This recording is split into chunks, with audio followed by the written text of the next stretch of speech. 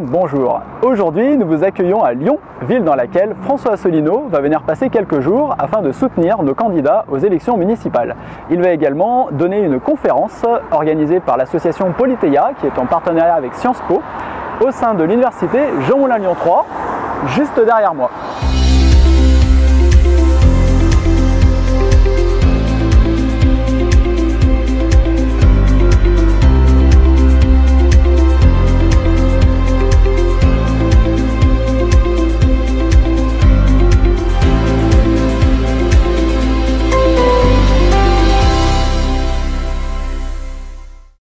Eh bien, bonsoir à toutes et à tous. Nous sommes le 22 janvier 2020 et je viens de réaliser une conférence de l'association Politeia à l'université de Lyon 3. Cette conférence, je crois, a intéressé le public avec des questions-réponses et elle a été enregistrée par l'équipe de UPR TV Rhône. J'en profite pour les remercier toute l'équipe et remercier plus généralement nos équipes de l'UPR Rhône avec Gaylord Desangles qui est à leur tête et l'ensemble des militants et des adhérents et des sympathisants de l'UPR du Rhône. J'invite toutes celles et tous ceux qui me regardent à aller cliquer j'aime et à s'abonner sur la chaîne de l'UPR TV Rhône et en même temps UPR TV National bien entendu.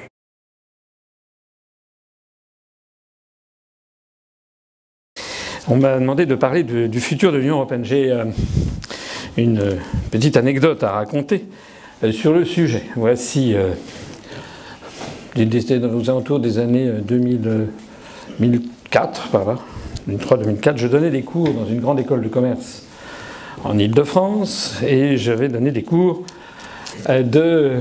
sur les grandes civilisations du monde. Alors les étudiants étaient extrêmement contents, donc ça m'avait valu les remerciements de la direction qui m'avait proposé d'autres cours. Et donc j'avais proposé un cours de futurologie.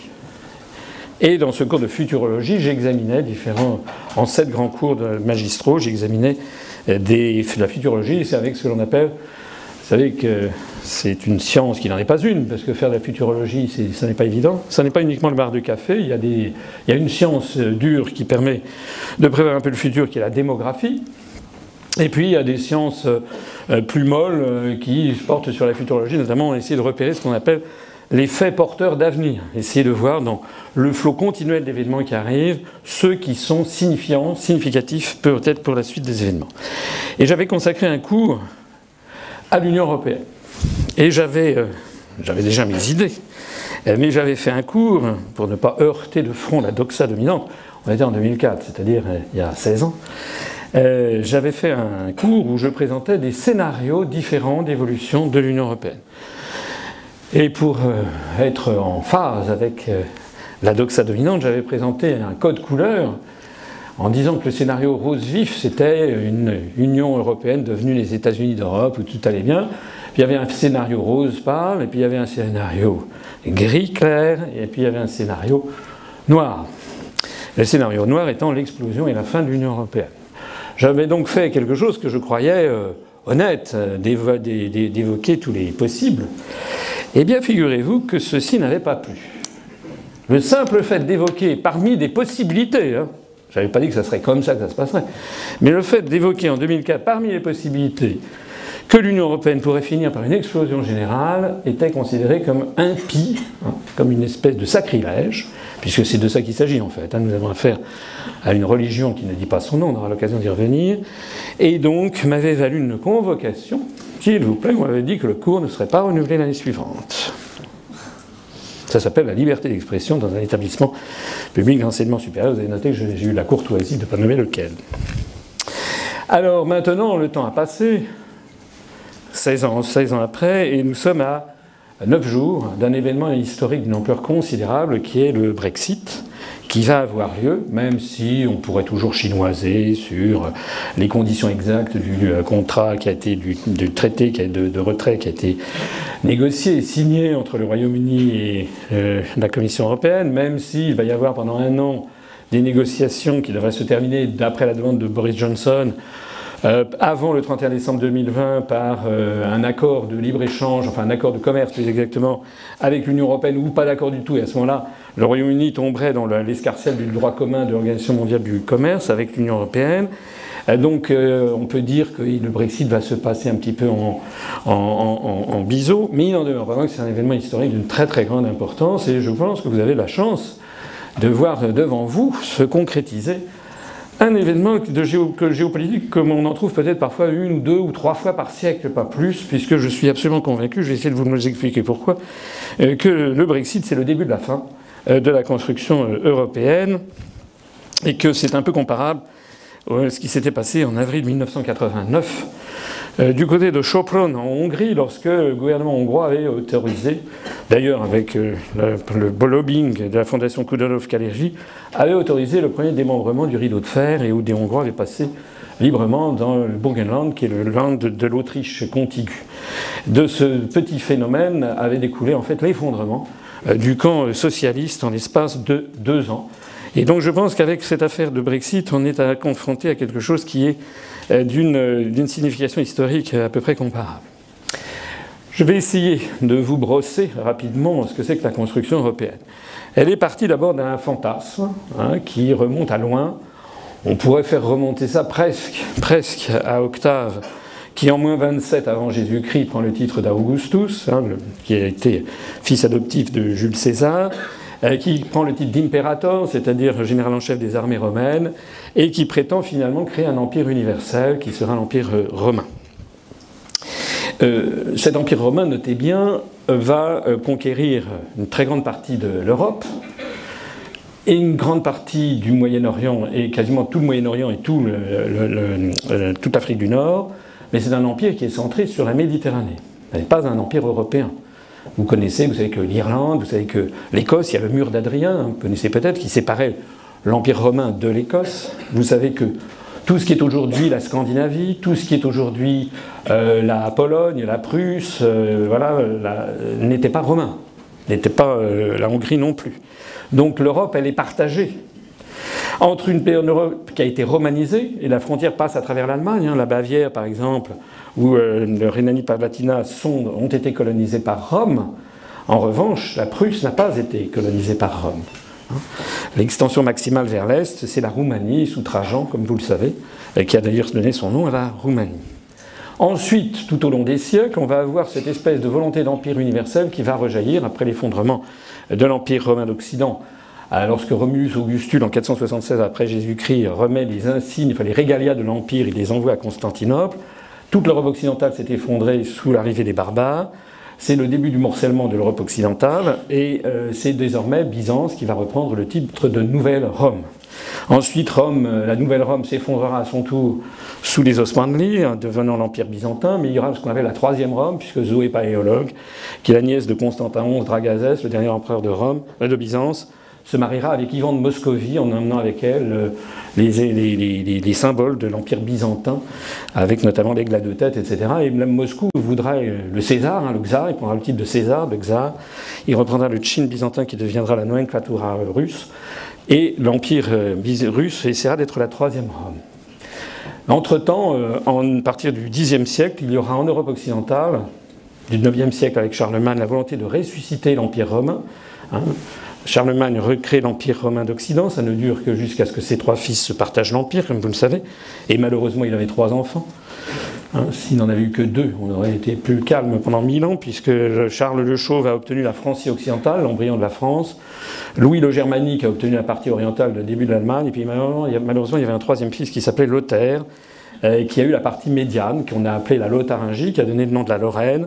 Et c'est pendant 1000 ans, le monde franc et le monde germanique vont se disputer cette partie centrale de l'Europe, occasionnant de nombreuses guerres. Et puis ensuite va apparaître le Saint-Empire romain germanique avec la dynastie des Ottoniens, qui va prendre à son compte d'ailleurs une héraldique céleste, l'héraldique bleue aux étoiles d'or, qui est le symbole de la souveraineté de droit divin qui s'impose au peuple. C'est la création du Saint-Empire romain germanique qui va naître au début du Xe siècle avec Othon Ier, Othon le Grand, et qui terminera, comme vous le savez, en 1815 avec à la fin des guerres napoléoniennes et avec le congrès de Vienne. Ce Saint-Empire romain germanique, qui comportait d'ailleurs une chambre des États, et puis des représentants des peuples, qui est en fait un peu le copier-coller de la Commission européenne d'aujourd'hui et du Parlement européen. En tout cas, c'est comme ça que Walter Hallstein l'avait conçu, puisque l'un des grands concepteurs des institutions européennes, c'est Walter Hallstein, sur lequel je ne m'étendrai pas, parce que sinon ça sera une polémique, mais enfin sur lequel je vous invite à savoir qui était ce personnage qui fut le premier président de la Commission européenne et qui avait été auparavant un des juristes d'Adolf Hitler et qui avait également été formateur de cours de nazisme dans les armées allemandes. En 1944, il a été arrêté par les Américains à Cherbourg et il a ensuite été envoyé à Camp Como dans le Missouri pour y subir le traitement réservé aux prisonniers de guerre allemands que les Américains voulaient ensuite recycler en leur faveur. Cette héraldique bleue aux étoiles-là, on la retrouve d'ailleurs dans le drapeau européen de nos jours, qui fut inventé en 1954, pas d'ailleurs pour l'Union européenne, mais qui fut inventé pour le Conseil de l'Europe, avec 12 étoiles, et c'est ce drapeau marial, puisqu'il s'agit en fait, alors je vous renvoie là aussi où il y a des ouvrages savants sur le rôle joué par Arsène Heitz et Pierre Lévy, qui ont conçu ce drapeau marial en application, je crois, du chapitre 13 de l'Apocalypse de Jean, qui est un symbole en fait de la Vierge Marie apparaissant avec 12 étoiles d'or sur la tête. Ce que bien sûr dans les documents officiels on n'avouera jamais qu'il s'agit de ça, mais c'est un point important puisque le drapeau européen ne représente pas, à la différence du drapeau américain où chaque étoile représente un État, le drapeau européen a un nombre 12 d'étoiles qui est un nombre invariable. Et quand vous demandez aux européistes pourquoi, ils vous disent non, c'est parce que c'est esthétique. Bon, très bien. Allez vous renseigner un petit peu plus de façon approfondie sur les origines de cette affaire. La construction, l'idée d'une construction européenne a parcouru les siècles qu'une espèce de remords pour avoir une Europe unifiée, qui n'a jamais eu lieu. L'Europe actuelle avec les 27 États, les 28 mais bientôt 27 États, n'a jamais été unifiée. Jamais. Ça n'a pas existé. Il n'y a jamais eu de structure politique depuis 3000 ans, ou depuis le Big Bang si vous voulez, qui relie à la fois le Portugal et la Pologne, l'Irlande et Chypre, la Finlande et la Grèce. Ça n'a pas existé. En revanche, il y a eu des césures, des fractures entre ce qui a été romanisé et ce qui n'a pas été, je l'ai dit tout à l'heure, mais aussi entre l'Empire byzantin et le non-empire byzantin, entre l'Empire ottoman et le non-empire ottoman. On ne peut pas comprendre les Balkans, on ne peut pas comprendre la mentalité de la Grèce, de la Bulgarie, de la Roumanie, une partie de la Hongrie, si on oublie que ces pays ont été colonisés pendant plusieurs centaines d'années, à partir de Soliman le Magnifique notamment, disons à partir de 1520-1550, jusqu'à la fin du XIXe siècle. On ne peut pas comprendre ça. Ce sont des pays qui ont subi le joug ottoman. On ne peut pas comprendre non plus la Pologne si on ignore que la Pologne a été partagée entre la Russie et l'Allemagne à plusieurs reprises dans son égard et qu'elle a puisé dans sa catholicité qui en fait un isolat catholique dans ce monde, quelque chose d'unique la foi catholique, c'est un peu comme au Québec, c'est fondu avec la foi nationale. Donc pour ne parler que de la Pologne par exemple, les idées françaises qui consisteraient à vouloir une Europe indépendante des États-Unis, c'est les Polonais ou les Pays-Baltes n'en veulent absolument à aucun prix, puisque les Polonais savent, les Pays-Baltes aussi, que depuis 1940, que la protection française ou britannique ne vaut rien et qu'ils veulent avoir le parapluie américain. Je dis ça en préfiguration de ce que j'ai dit tout à l'heure sur les questions militaires. Alors donc, on a eu ce projet qui a rebondi de siècle en siècle. Alors je ne vais pas vous parler du projet de l'abbé de Saint-Pierre, du projet de Dante Alighieri, qui, dans la Divine Comédie, Dante Alighieri, il est du côté des Gibelins, c'est-à-dire du côté de l'Empire, on est au début du XIVe siècle, fin du XIIIe, début du XIVe siècle, il écrit la Divine Comédie, c'est un des plus grands poètes mondiaux, en tout cas un des plus grands poètes de langue italienne. Et Dante Alighieri, dans sa Divine Comédie, règle son compte à tous ses contemporains. Lui, il est du côté du Saint-Empire romain germanique. Il considère que le Saint-Empire romain germanique devrait dominer tous les pays d'Europe occidentale. Et il se heurte en fait aux Guelfes, qui eux sont les partisans du pape. Donc il est contre le pape, d'une part, Boniface VIII, mais il est également contre la volonté du trait chrétien. Le trait chrétien, vous le savez, dans la titulature officielle de la monarchie, des monarchies d'Europe occidentale, c'est le roi de France. Vous savez que dans la titulature officielle, vous avez Sa Gracieuse Majesté, depuis des centaines d'années, c'est le roi ou la reine d'Angleterre. Le roi très chrétien, c'est le français, c'est le roi de France. Le très catholique, c'est le roi d'Espagne. Sa Majesté très fidèle, c'est le roi de Portugal. Donc quand on dit le très fidèle a écrit au très chrétien, ça veut dire le roi de Portugal a écrit au roi de France. Eh bien, Dante Alighieri constate que Philippe le Bel ne veut pas se soumettre à cet empire européen. Philippe le Bel disait « Je veux être empereur en mon royaume ». Et d'ailleurs, Philippe le Bel ne voulait pas non plus de la souveraineté du pape. Vous savez que Philippe le Bel ira faire assassiner d'ailleurs Boniface VIII à Anagni. Quelques années après, la France mettra sous sa coupe à Avignon, en Avignon, les papes d'Avignon, ça durera environ 70 ans. Mais Dante Alighieri, il règle son compte dans la Divine Comédie et décrit le roi de France comme étant un roi faux monnayeur. Et pourquoi il est faux monnayeur? Parce qu'il rogne la monnaie pour précisément payer des mercenaires pour avoir une armée pour pouvoir résister à la mainmise du Saint-Empire romain germanique.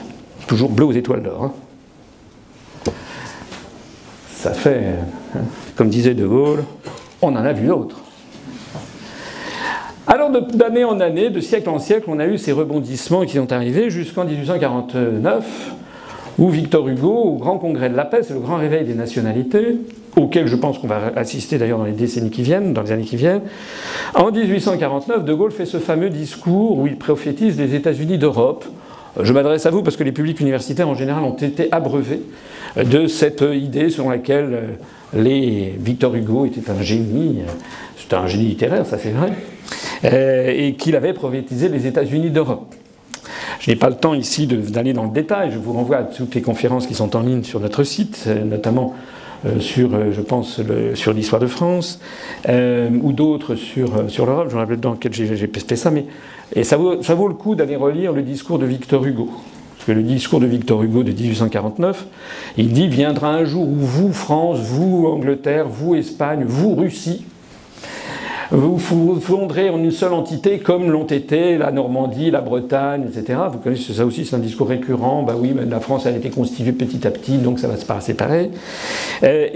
Où vous créerez les États-Unis d'Europe. Et il poursuit en disant « Sous la main du Créateur ». L'idée, c'est que vous tendrez la main aux États-Unis d'Amérique, ça préfigure quasiment le TAFTA, et vous coloniserez la planète. Parce que l'idée, c'est de coloniser la planète pour étendre la vraie religion à l'ensemble de la planète, et aussi pour, comme il le dit, rendre l'Afrique à l'homme et l'Asie à la civilisation. C'est-à-dire comme s'il n'y avait pas d'hommes en Afrique, comme si c'était que des sauvages, et l'Asie à la civilisation comme s'il n'y avait pas de civilisation en Asie. En fait, il dit plutôt que de faire des révolutions, vous ferez des colonies. Donc dans la pensée hugolienne de 1849, la création des États-Unis d'Europe est une création de domination mondiale pour imposer les valeurs de l'Occident à l'ensemble de la planète. Et c'est le grand lancement de la politique de colonisation qui trouvera son triomphe, vous savez, notamment au congrès de Berlin, dans les années 1878, je crois, ou 80, où les puissances européennes finiront de se partager l'Afrique. Après la Première Guerre mondiale, on aura effectivement le pacte Kellogg brillant. Vous savez qu'il va y avoir ces idées, ces premières tentatives de créer une Union européenne. Il faut bien comprendre quelque chose, c'est qu'après la Première Guerre mondiale, comme juste après la Seconde Guerre mondiale, comme après 1945, créer l'Europe, c'est quasiment unifier le monde. Puisqu'à la seule exception de l'hémisphère occidental, comme on dit, c'est-à-dire l'Amérique latine qui est placée sous l'autorité des États-Unis d'Amérique, les puissances, les grandes puissances d'Europe occidentale dominent la planète. Toute l'Afrique est colonisée, à une ou deux exceptions près, le Libéria, des choses comme ça, mais toute l'Afrique est sous domination française, ou anglaise, ou portugaise, ou espagnole, et même un petit peu italien. L'ensemble du Moyen-Orient est sous domination française ou anglaise. L'ensemble du sous-continent indien est sous domination anglaise. Ce qui est aujourd'hui l'Indonésie est une possession néerlandaise. Quant à l'Extrême-Orient, alors c'est vrai que le Japon est resté un des rares pays au monde avec la Thaïlande à ne jamais être colonisé, mais la Chine a été dépecée entre les puissances occidentales. Rappelez-vous, si vous lisez le Lotus bleu, vous verrez les concessions françaises à Shanghai, concessions internationales. Et c'est en 1949 que tout ceci s'effondrera avec l'arrivée au pouvoir des communistes de Mao Tse-tung. Donc d'une certaine façon, vouloir construire l'Union européenne, construire une Europe unie en 1945, c'est d'une certaine façon c'est une espèce de mondialisme. C'est vouloir créer une entité qui gouvernerait l'ensemble du monde. Et il y a un vice d'origine dans cette affaire, dont on n'est toujours pas sorti d'ailleurs, c'est le problème du périmètre auquel s'applique cette volonté de construction. Comme disait Jean-Jacques Rousseau, je crois, les idées générales sont les sources des plus grandes erreurs des hommes. Et comme le disait d'une façon plus percutante le chancelier Otto von Bismarck, « Wer von Europa spricht, hat Unrecht » qui parle d'Europe se trompe. C'est un fantasme, l'Europe. D'ailleurs, vous savez que Europe, c'est un mot qui vient, paraît-il, de l'acadien, pas de l'acadien de chez nos amis québécois, mais de l'acadien de l'Acadia avec 2 K. C'était une langue du Moyen-Orient, du temps de Nabuchodonosor, qui viendrait de 2 verbes, Erebu et Assou. Assou, c'est veut dire le lever du soleil, et Erebu, le coucher du soleil. Erebu serait donc le lieu du coucher du soleil, et Assou, qui a donné l'Asie, serait le lieu du lever du soleil. C'est assez crédible quand on pense que le Japon, c'est le pays du soleil levant, étymologiquement, Nihongo, et quand on pense aussi que sous l'Égypte pharaonique, le monde des morts, c'était justement la partie occidentale de la rive du Nil. Vous savez que pour un certain nombre de peuples, notamment en Afrique, les Africains pensent que les Européens, les Blancs, sentent le cadavre. L'idée que le monde du mort se trouve à l'ouest et puis qu'ensuite il y a le soleil se couche et puis de façon souterraine vous avez Képer qui pousse le petit scarabée Képer, ça c'est dans la mythologie pharaonique, pour faire remonter le soleil de l'autre côté. Accrédite cette idée que l'Europe est quelque chose qui n'est pas défini et qui est un peu mystérieux, et c'est à la fois le futur et la mort. Vous savez que dans la mythologie grecque, c'est Zeus qui enlève la nymphe Europe sur les rives, à Tyr, sur les rives du Liban actuel, et qui l'emmène justement vers l'ouest, on ne sait pas où. Donc de cette imprécision de départ, il y a cette imprécision fondamentale sur ce que c'est que la construction européenne, et notamment son périmètre. Or, c'est gênant. C'est gênant parce qu'on postule qu'on va avoir une union sans cesse plus étroite. C'est ce qui est écrit au début du traité de Rome, qui a été repris ensuite pour une union sans cesse plus étroite des peuples d'Europe, mais une union sans cesse plus étroite avec un nombre sans cesse croissant de gens et de peuples. Et on ne se pose pas la question sur l'affectio societatis, comme on dirait, c'est-à-dire quelle est la réelle attirance des gens les uns avec les autres. L'autre jour, j'étais à un débat dans une école de commerce parisienne avec le directeur de cabinet de Madame Pénicaud, qui s'est rappelé qu'il avait piscine au bout de 30 minutes et qui a quitté le débat. Et puis une dame qui était là, qui était une spécialiste de l'euro. Et alors à un moment, elle m'a dit, parce qu'elle était une européiste grand teint, elle m'a dit, enfin monsieur Asselineau, quand même, il doit y avoir une solidarité entre les membres de l'Union européenne, et il doit y avoir ci, il doit y avoir ça, il faut qu'on, il y a qu'un. Il doit y avoir. Et elle me dit, est-ce que vous avez un conjoint, est-ce que vous êtes marié, est-ce que vous avez une femme? Il y a bien une solidarité avec votre femme. Je lui ai répondu oui, mais je ne suis pas marié avec 27 femmes. J'avoue que la salle rit comme vous riez. Mais oui, mais ça paraît tout con, mais c'est la base. Imaginez qu'on ait voulu fusionner la France, et la seule France et la seule Italie. Il y a peut-être des Italiens dans la salle, c'est un pays, je parle de l'Italie, parce que je pense que de tous les pays d'Europe, à part peut-être la Belgique wallonne, certainement la Belgique wallonne et la Suisse romande, mais la Suisse est restée à l'écart, c'est avec l'Italie, c'est vraiment les 2 sœurs latines, c'est sans doute le peuple dont est né à tout prendre le plus proche, dont les langues sont quand même assez voisines, qui ont un petit peu la même façon de voir la vie, un petit peu. Hein. Et ben je pense qu'au bout de 60 ans, je ne suis pas sûr du tout qu'on aurait réussi à fusionner la France et l'Italie. Mais là, c'est pas la France et l'Italie. C'est la France et la Slovénie. C'est le Portugal et la Lituanie. C'est Chypre et l'Irlande. Enfin, un jour, quand tout s'effondrera, tout le monde dira bah, c'était tellement évident. Seul le dogme, seule l'idéologie met des écailles sur les yeux, comme on dit dans les évangiles. C'est-à-dire frappe les gens d'aveuglement par rapport à quelque chose qui ne peut pas marcher. Alors, les pères fondateurs ont eu une idée qui, apparaît-il, était une idée géniale. C'était l'idée de faire un marché commun, c'est-à-dire d'agir, c'est une pensée marxienne, hein, à défaut d'être marxiste, c'est-à-dire de penser qu'en agissant sur des substructures économiques, on va faire apparaître un sentiment d'appartenance nationale. Alors tout le monde s'est ébaubi devant le discours de Jean Monnet et de Robert Schuman, la méthode Monnet-Schuman. Alors je ne veux pas être polémique, mais enfin on sait très bien que le discours de Robert Schuman en créant la CECA n'a pas été écrit par Robert Schuman, il a été écrit dans les bureaux de Dean Acheson, le secrétaire d'État américain de l'époque. Et puis surtout, cette méthode Monnet-Schuman, elle n'était pas très, très nouvelle, puisque c'était déjà la méthode du Zollverein, celle que Bismarck avait utilisée pour unifier l'Allemagne après la bataille la bataille de Sadova et puis la guerre du Schleswig-Holstein, c'est-à-dire lorsque, à partir de 1866, cette date absolument centrale de l'histoire de l'Europe au XIXe siècle, la bataille de Sadova, lorsque Bismarck a commencé à unifier l'Allemagne autour du royaume de Prusse.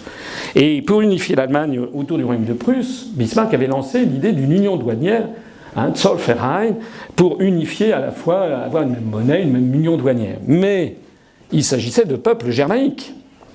Il s'agissait d'un même peuple qui avait la même langue. Il ne s'agissait pas d'unifier des peuples qui n'avaient rien de commun. Cette idée d'ailleurs de créer une monnaie qui fédérerait les peuples était une idée bien plus ancienne, puisque tous les empires ont toujours créé des monnaies supranationales. Je vous renvoie à ma conférence sur la tragédie de l'euro, où vous découvrirez que depuis l'Empire romain, quand l'Empire romain s'est désintégré, le sesterce s'est désintégré, et vous parcourrez avec moi dans cette conférence tous ces empires qui se sont tous désintégrés, y compris le XXe siècle et la grande période des désintégrations de monnaies plurinationales. Lorsque l'Union soviétique s'est désintégrée avec 15, et le rouble s'est désintégré en 15 monnaies. Lorsque la Tchécoslovaquie s'est désintégrée, c'est 2 monnaies. Pareil pour la Yougoslavie. La dernière monnaie née de ces démembrements, c'est la monnaie du Sud-Soudan, lorsque le Sud-Soudan est devenu indépendant. Voilà. Donc là, nous avons affaire à une monnaie européenne. Je ne parle même pas des questions techniques, je parle d'un point de vue de l'histoire monétaire, et qui est un classique d'une opération de colonisation, un classique d'une opération visant à faire naître un peuple de façon artificielle à partir d'outils comme l'union douanière ou comme la monnaie. Alors le problème, c'est que est-ce que ça marche? Toute l'histoire du monde a montré que ça ne marchait pas. Parce que c'est une règle absolument fondamentale que l'on trouve mentionnée pour la première fois dans la Bible, dans le premier livre des Maccabées. Un peuple et une monnaie, c'est un peuple et une nation. Ce que de façon moins mystique et plus, comment dirais-je, d'un point de vue économique plus empirique, des gens comme Robert Mundell, qui a été prix Nobel d'économie, avaient récemment mis à jour sous le nom de zone monétaire optimale. Une monnaie ne peut fonctionner que s'il y a une solidarité naturelle éprouvée entre les peuples qui utilisent cette même monnaie. On pourrait répondre à tout ça si vous le voulez tout à l'heure, mais je vois le temps passer, j'ai beaucoup d'autres choses à vous dire dans cette petite présentation. Entre autres termes, ne croyez surtout pas le discours ambiant qui vous explique que l'euro c'est une création, on n'a jamais vu un truc pareil. Si, il y a un truc c'est vrai que ce qu'on n'a jamais vraiment vu, c'est une monnaie qui repose finalement sur une absence d'État réel derrière, mais il y a quand même une volonté qui est derrière la création de l'euro, c'est une prise de pouvoir par une oligarchie transnationale et qui impose l'euro au peuple avec des conséquences qui sont absolument dramatiques, comme on va le voir dans un instant.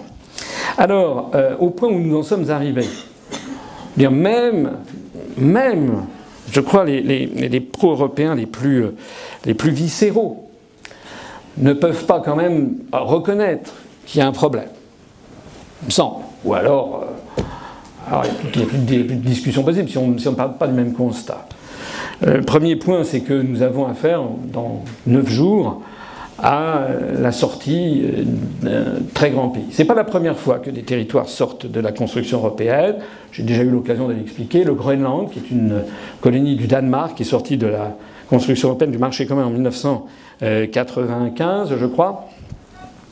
Ils n'ont jamais... Il y a quand même 85 000 habitants. Il n'y a pas que les phoques et les baleines.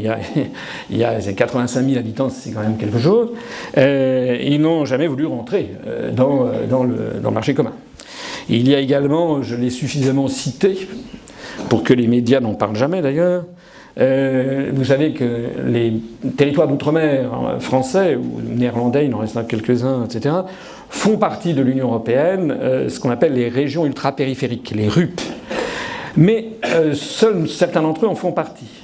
En France, ce sont les départements d'outre-mer qui font partie des RUP. Les DOM sont des RUP. En revanche, les TOM et les COM, c'est-à-dire les territoires d'outre-mer et les collectivités d'outre-mer de la République française, ne sont pas des RUP. Or, ça veut dire au passage que le demi-million de Français, nos compatriotes qui vivent en Polynésie française, en Nouvelle-Calédonie, à Wallis et Futuna, ainsi qu'à Saint-Pierre-et-Miquelon, ne sont pas dans l'Union européenne. Ils ont d'ailleurs, dans le Pacifique Sud, le franc Pacifique. Ils se portent très bien, merci pour eux d'ailleurs, c'est en passant. Bon, ils n'ont pas disparu dans l'espace-temps. Mais il faut savoir que dans les Antilles, il y a un département d'outre-mer qui s'appelle la Guadeloupe, qui en fait est un archipel. Vous avez Grande-Terre et Basse-Terre, puis vous avez la Désirade, Marie-Galante, et vous aviez Saint-Barthélemy. Saint-Barthélemy, c'est l'île des milliardaires. C'est là où, je crois, Laetitia Hallyday est en procès pour essayer de récupérer, je sais pas quoi. Ça n'est pas Saint-Martin, parce que Saint-Martin, Saint-Martin, c'est là où le couple Balkany avait placé certaines de ses économies. Saint-Martin, c'est encore autre chose. Saint-Barthélemy, c'est une petite île de milliardaires. Ils ont fait un référendum, je crois en 2002, ils ont décidé de sortir du département de la Guadeloupe. Mais 95% des habitants ont décidé de sortir de la Guadeloupe. Ils sont donc devenus d'un département d'outre-mer, ils sont devenus collectivité d'outre-mer, ils sont sortis de l'Union européenne. Alors moi j'étais allé à Saint-Barthélemy, j'avais fait un voyage d'études extrêmement important, pour aller m'entretenir avec celui qui était devenu le président de la collectivité d'outre-mer. Et auparavant, il était maire de Saint-Barth, maintenant il est président de la collectivité d'outre-mer. Il s'appelle Bernard Magras. J'étais allé le voir dans son bureau, on l'a filmé, d'ailleurs vous trouverez ça dans des vidéos. Malheureusement, il y avait un bruit d'air conditionné qui couvrait un petit peu le son. Et je lui avais demandé, monsieur le président, est-ce que Saint-Barthélemy a disparu en sortant de l'Union européenne? Elle est partie d'un rire, en disant que de toute façon, maintenant, c'est eux qui décidaient de fixer leurs taxes, tout se passait très bien, merci. Alors évidemment, certains vont dire, oui, mais là, il se moque de nous, il prend des têtes d'épingle. C'est vrai. C'est la raison pour laquelle la sortie du Royaume-Uni est un événement historique. Parce que le Royaume-Uni, c'est le Royaume-Uni. C'est quand même la 5e, 6e, 7e puissance économique mondiale. C'est un pays qui a colonisé, c'est le pays qui a colonisé le plus de pays au monde. C'est un pays qui se reconnaît dans toute une série d'États. Je rappelle que Sa Majesté Elisabeth II, en dépit de ses soucis familiaux, reste le chef d'État du Canada, reste le chef d'État de l'Australie, de la Nouvelle-Zélande, reste le chef d'État d'une quinzaine de pays, y compris, non pas le royaume de Tonga, c'est le roi Tupukat, mais des îles Salomon, etc. Je rappelle aussi, plus fondamentalement, pour les gens qui aiment l'histoire et les récurrences historiques, que le Royaume-Uni a toujours été à la pointe des évolutions sociétales et dans la quête des libertés publiques, des libertés individuelles et des libertés économiques dans le monde occidental depuis 1215. C'est quand même quelque chose qu'il faut méditer. C'est en 1215 la Magna Carta, c'est-à-dire pour la première fois dans l'histoire du monde, eh bien, un roi est obligé de concéder une grande charte, la Magna Carta, pour concéder aux féodaux qu'ils ont des pouvoirs et le roi n'a pas tout pouvoir. Et puis après, vous aurez l'habeas corpus, vous aurez la glorieuse révolution, vous aurez la grande remontrance, enfin toutes ces séries allez voir l'histoire de l'Angleterre, où petit à petit, le pouvoir royal a été obligé de céder de plus en plus de poids à la révolution, enfin à la volonté des Britanniques de maîtriser leur destin jusqu'à finir, après l'épisode de Cromwell, jusqu'à finir par avoir cette invention de la monarchie parlementaire avec un monarque qui règne mais ne gouverne pas. Vous savez que la reine d'Angleterre ne fait que lire le discours du trône tous les ans qui lui a préparé le gouvernement du moment, mais elle n'a pas son mot à dire. C'est ce pays qui a inventé également le capitalisme, c'est ce pays qui a inventé également les trade unions, les syndicats, c'est ce pays qui a également été, en 1940, après la débâcle française, et alors que les États-Unis étaient prudemment restés, comment dirais-je, neutres dans le conflit qui embrasait l'Europe occidentale avec Adolf Hitler, puisque en fait il y avait un très fort courant aux États-Unis pro-nazi, dont Charles Lindbergh était d'ailleurs l'un des fers de lance. Les États-Unis étaient restés jusqu'à Pearl Harbor, sur lequel il y aurait beaucoup de choses à dire, étaient restés neutres. Il ne faut jamais oublier que les Américains, d'ailleurs, ne sont pas des Anglais. On parle des Anglo-Saxons, comme vous le savez, les Anglo-Saxons, ce sont des Anglo-Saxons. Voilà. Donc n'oubliez jamais que les Américains ne sont pas des Anglais. C'est un mélange. Il y a énormément il y a eu des flux migratoires très importants d'Allemands, notamment tout au long du XIXe siècle aux États-Unis. Marlène Dietrich, Boeing, Donald Rumsfeld, Henry Kissinger, tout ça c'est des Allemands d'origine. Si vous allez dans le Dakota du Nord, vous trouverez que la capitale du Dakota du Nord s'appelle Bismarck. Donc vous avez énormément, il y a des États, le Dakota du Nord, le Dakota du Sud, le Wisconsin, le Minnesota, etc. Ce sont le Montana, ce sont des États où vous avez parfois 40, 50, 60% d'Américains sont d'origine allemande. Bien. Je reviens à l'Angleterre. L'Angleterre est quand même le seul pays à avoir tenu tête à Adolf Hitler en 1940, après la débâcle française. Puisque je rappelle quand même qu'après la débâcle française, le monde entier reconnaissait Adolf Hitler. Il était reconnu, et le monde entier reconnaissait le régime de Pétain, à l'exception de l'Angleterre. Hein, c'est quelque chose sur lequel on jette souvent un voile pudique, de même qu'on jette un voile pudique sur le fait que les pleins pouvoirs donnés à Pétain l'ont été par la Chambre du Front populaire, c'est-à-dire par une majorité de gauche. Mais il faut quand même se rappeler que le régime de Pétain était reconnu par le monde entier, par l'Allemagne hitlérienne, bien entendu, mais aussi par l'Espagne de Franco, le Portugal de Salazar, la Hongrie du régent Horthy, le Japon militariste, les États-Unis d'Amérique, qui avaient une ambassade avec l'amiral Leahy, qui était un proche de Roosevelt et qui était l'ambassadeur des États-Unis. Si vous allez à Vichy, faites-vous montrer l'immeuble haussmannien dans lequel il y avait l'ambassade des États-Unis auprès du gouvernement de Pétain. On a un petit peu oublié ceci. Les Américains reconnaissaient Pétain, refusaient de reconnaître De Gaulle. Ne l'oublions jamais. L'Australie, la Nouvelle-Zélande, tout le monde reconnaissait Pétain. Il n'y a que l'Angleterre qui a reconnu De Gaulle et qui a ouvert à De Gaulle la BBC, qui était un peu l'équivalent de Internet de nos jours, c'est-à-dire un moyen de toucher la planète entière.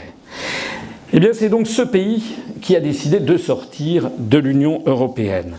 Et ce pays a décidé de sortir à l'issue d'un débat très approfondi avec une presse qui est quand même beaucoup moins verrouillée que la presse française, puisque des très grands titres de la presse britannique ont appelé à voter pour le Brexit.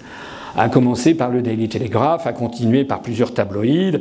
Il y a eu une tribune qui avait été publiée avec 343 grands chefs d'entreprise britanniques qui avaient appelé à voter pour le Brexit, la sortie de l'Union européenne. Toutes choses qui sont inconcevables en France, puisqu'en France, il est considéré comme normal que toutes les radios, toutes les télés, tous les journaux, tous les magazines, tous les journalistes, tous les commentateurs soient tous pour la construction européenne.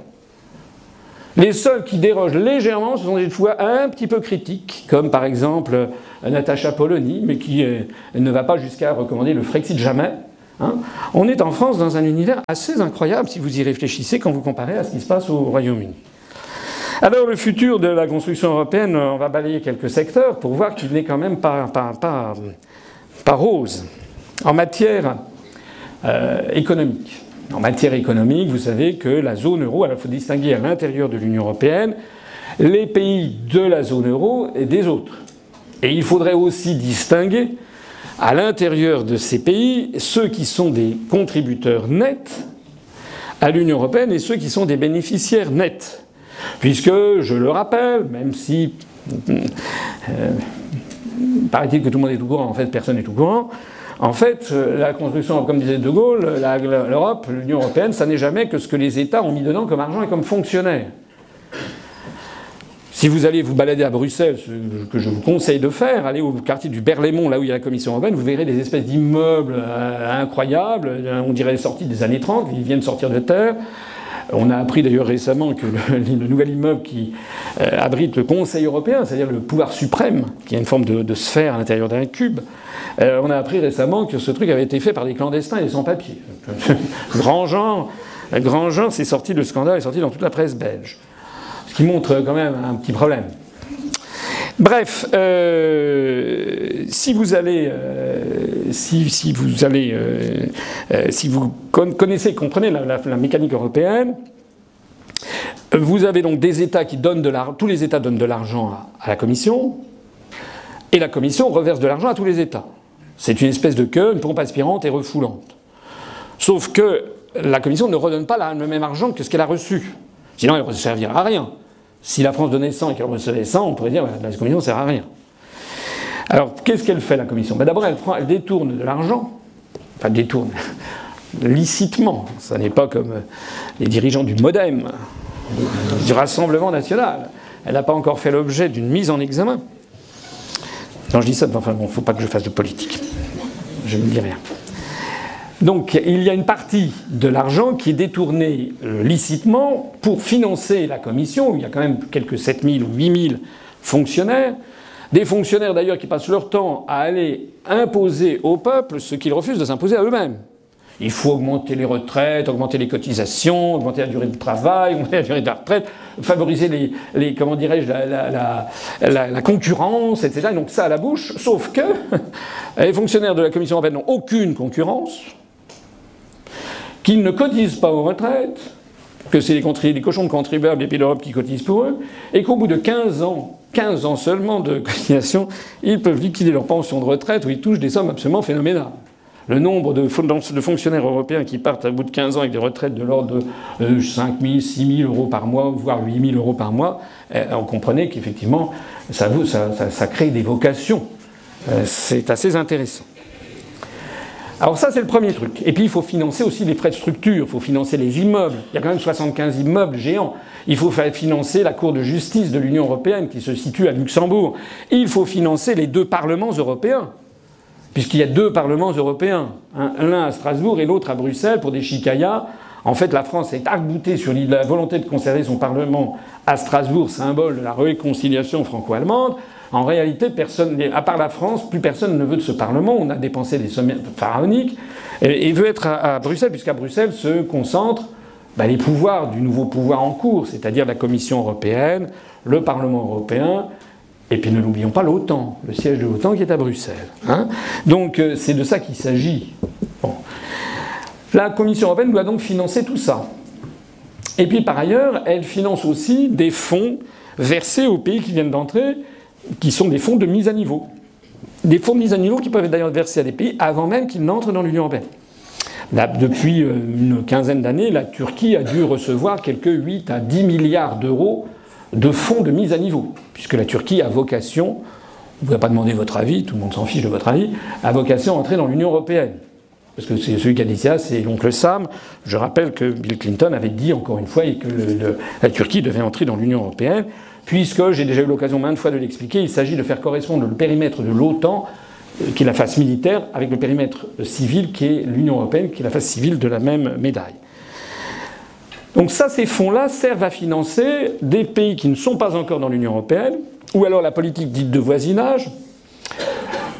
C'était il y a 2 ans ou 3 ans, d'un seul coup, Jean-Claude Juncker s'était réveillé et avait décidé de mettre, je crois que c'était 1,8 milliard d'euros supplémentaires sur l'Ukraine, qui n'est pas membre de l'Union européenne, mais enfin il avait dû recevoir un coup de fil de Washington, donc il a dit voilà, l'Union européenne veut favoriser les nouvelles autorités en Ukraine, qui sont des gens extrêmement peu recommandables. Vous savez que c'est quand même soutenu par des néo-nazis, mais ça on ne vous en parle pas, puisqu'il s'agit de haute géopolitique destinée à démembrer la Russie.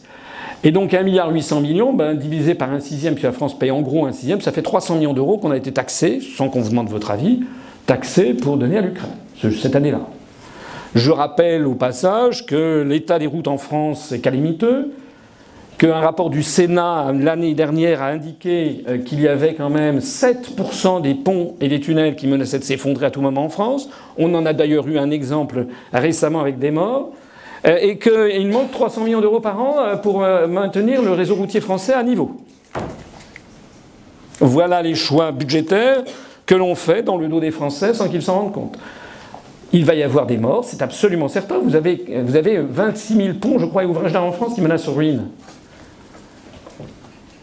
Voilà. Nous avons donné, je vous le rappelle aussi, puisque je file cette affaire, nous avons également donné, on finance, l'Union européenne décide de financer un pont en Croatie, qui est le 28e État membre de l'Union européenne, un pont en Croatie qui coûte 300 millions d'euros. Donc ça veut dire que la France a payé 60 millions d'euros un pont de 2 km qui est en cours de construction et que la Commission européenne, dans sa grande sagesse, a attribué au moins 10 ans, c'est-à-dire à la grande entreprise de BTP nationale chinoise. Ça, c'est dans la rubrique, l'Union européenne permet de faire contrepoids à la Chine. Alors, on va revenir à ce que je disais en matière économique. On a donc une série de ponctions financières très très importantes. Mais essayez de comprendre un peu ce qui se passe. Si je vous prends dans votre portefeuille, sans que vous vous en rendiez compte, si toutes les semaines je vous prends 50 ou 100 euros, à la fin des fins, vous allez quand même dépenser moins. Ça va avoir un effet récessif. La France, chaque année, donne à peu près 24 milliards d'euros à l'Union européenne et en récupère 14, notamment sous la forme des fonds versés aux agriculteurs. On explique aux agriculteurs, vous avez vu, heureusement que l'Europe est là. C'est une arnaque, puisque c'est notre argent. C'est comme si je piquais dans le sac à main d'une dame ici, ou dans le cartable d'un monsieur, je piquais 300 euros, et je revenais 2 semaines après en lui disant je vous donne 200 euros, mais vous chantez mes louanges. Vous dites que François Asselineau est un type extraordinaire.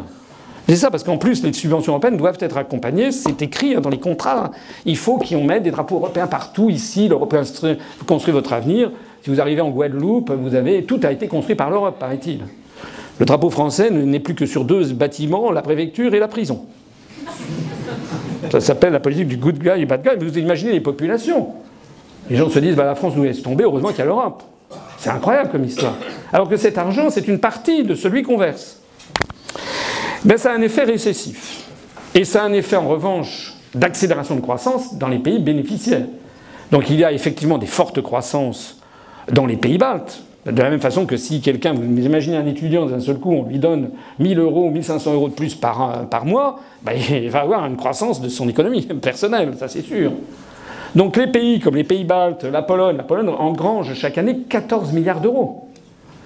Elle crée la Croatie, dont je parlais, la Bulgarie, la Slovénie. Donc eux, ce sont des pays qui ont une forte croissance. D'ailleurs, ils n'en sont pas très contents, finalement, puisque, comme vous le savez, avec l'argent que nous versons, la France verse chaque année, bon an, mal an, quelque chose comme 2 à 2,5 milliards d'euros à la Pologne, sans que les Français ne le sachent. Mais avec cet argent, les Polonais achètent des avions américains F-16. Vous vous rappelez que Chirac avait quand même gueulé en disant quand même qu'ils pourraient de temps en temps acheter français. Donc les Polonais, avec ça, achètent des armements américains, parce qu'ils savent par ailleurs que seuls les États-Unis sont capables de les protéger face aux Russes. Donc en fait, on donne de l'argent à la Pologne pour que la Pologne achète des matériels militaires aux Américains et en fait contribue à torpiller notre propre industrie militaire qui n'a plus de clients. Vous voyez un peu comment ça marche.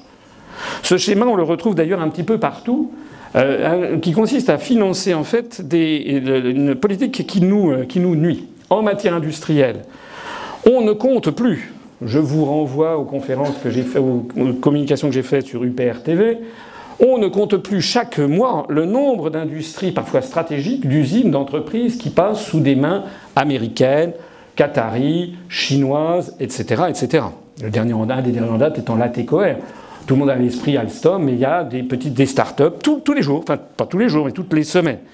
Puisque je rappelle que l'un des principes fondamentaux qui est inscrit dans les traités européens, c'est le principe de la libre circulation des mouvements de capitaux, c'est l'article 63 du traité sur le fonctionnement de l'Union européenne, et qu'il est bien précisé dans cet article absolument crucial que toute restriction aux échanges toute restriction au mouvement de capitaux est interdite, attendez bien la suite, entre les États membres et entre les États membres et les États tiers. Voilà. C'est-à-dire que ceux qui croient qu'on a intérêt à faire l'Europe parce que la France ne peut pas se débrouiller toute seule face au monde et que ça permet de faire contrepoids à la Chine ou aux États-Unis, c'est ce que l'on me raconte à satiété. Constamment, on me raconte ce genre de baliverne. Hier, j'ai débattu avec un responsable national des Républicains sur UPR TV, on a publié ça, il m'a encore sorti ce même truc. Mais c'est d'abord, empiriquement, on voit que c'est faux. La Chine a racheté des milliers d'hectares de terre dans la Beauce. La Chine a mis la main sur la gestion de l'aéroport de Toulouse. Enfin, c'est un escroc qui d'ailleurs l'a revendu. C'est un escroc sélectionné par Macron, vous vous rappelez, pour la gestion de l'aéroport de Toulouse. On a tous les jours des prises de position, des rachats par des entreprises chinoises. L'autre jour, j'étais à Nancy, Baccarat a été racheté par des fonds chinois. Bref. C'est le contraire qui est vrai, mais personne n'explique le pourquoi du comment. Le pourquoi du comment, c'est parce que nous avons une libre circulation des mouvements de capitaux dans les deux sens. L'industrie française est en voie de disparition rapide. Le nombre d'heures travaillées dans l'industrie a été réduit d'environ 70 à 75% au cours des 15 dernières années. Et si vous allez voir les derniers ouvrages d'Hervé Lebras et d'Emmanuel Todd sur le mystère français, vous verrez que la France est en voie de désindustrialisation accélérée, comme d'ailleurs c'est le cas des États-Unis d'Amérique, du Japon, etc. Donc cette liberté de circulation des mouvements de capitaux qui en fait a été imposée dans le cadre de l'OCDE à un certain nombre de pays, mais dont le bras armé juridique en France, ce sont les traités européens, eh bien, a pour effet de développer cette politique de délocalisation et qui est en train de faire disparaître l'industrie française. Je dirais un mot de l'agriculture, simplement, vous le savez tous, parce que l'agriculture, les articles 38 et 39 du TFUE nous placent dans l'obligation d'être en choc frontal avec des agricultures hyper rentables, venues notamment des grandes plaines du Saskatchewan ou du côté du Canada, ou bien du Grand Ouest américain, ou bien de l'Australie, etc. En fait, on demande aux agriculteurs français d'être compétitifs, d'être ultra compétitifs face à des très grandes agricultures. D'où la nécessité absolue, sauf à périr. Il y a deux réponses possibles. La première réponse, c'est la stratégie de niche. Donc faire des AOP, mais tout le monde n'a pas la chance d'avoir une parcelle dans les falaises de Roquefort pour faire du Roquefort, ou d'avoir 2 ou 3 hectares dans le vignoble de Vaune-Romanée. Ceux qui ont ça, d'accord, là ils peuvent survivre, parce que là on va avoir la protection des appellations d'origine protégée. Mais en revanche, les grandes productions céréalières, les grandes productions de blé, de la viande, etc., vous voyez bien ce qui se passe avec le projet de Mercosur également, c'est-à-dire en fait la destruction de la filière bovine française. Vous savez qu'en France, on a malheureusement 1 à 2 agriculteurs qui se suicident tous les jours, parce que le nombre d'exploitations agricoles, pour être de plus en plus rentables, doit diminuer. On a des exploitations qui deviennent de plus en plus importantes, on a des dérèglements, mais qui sont imposés par ce système, avec la ferme des 1000 vaches et autres. On a cette espèce d'agro-business qui se répand contre, d'ailleurs, la volonté des Français, et parce que le public est de plus en plus demandeur d'une production agricole raisonnée et bio. En matière diplomatique, la France a toujours une espèce de vocation, de volonté de penser une Europe indépendante des États-Unis. Elle est quasiment la seule à le vouloir. J'ai expliqué pourquoi tout à l'heure avec les pays baltes, avec les pays de l'Est qui veulent la protection. D'ailleurs, si on était polonais ou lituanien, je peux très bien comprendre qu'on se méfie des Russes et des Allemands. Hein. Donc, mais la volonté de Macron de dire voilà, on va faire une défense européenne, la défense européenne c'est un serpent de mer, ça fait des décennies qu'on en parle. L'idée de se séparer, de se soustraire à l'influence de l'OTAN est une idée qui ne marche pas, et d'ailleurs nos partenaires ne sont pas d'accord. Et on a donc en France toujours des élites, des responsables politiques qui ont tous leur projet d'Europe, d'autre Europe, tout le monde veut changer l'Europe. Chacun a son propre projet. Personne en France n'est d'accord sur l'autre Europe qu'il veut. Mais chacun pense qu'il va changer l'Europe alors que la lecture de l'article 48 du traité de l'Union européenne montre qu'il faut l'unanimité des États membres. Et que si vous voulez une Europe, par exemple, qui lance une taxe Tobin pour taxer les transactions financières, il faudra avoir le feu vert de Malte, le feu vert du Luxembourg, le feu vert des Pays-Bas, c'est-à-dire jamais. Vous savez que M. Mélenchon nous bassine régulièrement avec son Europe sociale, avec un SMIC européen. C'était d'ailleurs un des projets du programme de En Marche pour les dernières élections européennes, un SMIC européen. Si vous suivez l'actualité, vous avez vu un article du Monde très bien fait il y a 3-4 jours qui montre que les syndicats sont absolument vent debout en Suède, en Finlande et au Danemark contre l'idée d'un SMIC européen.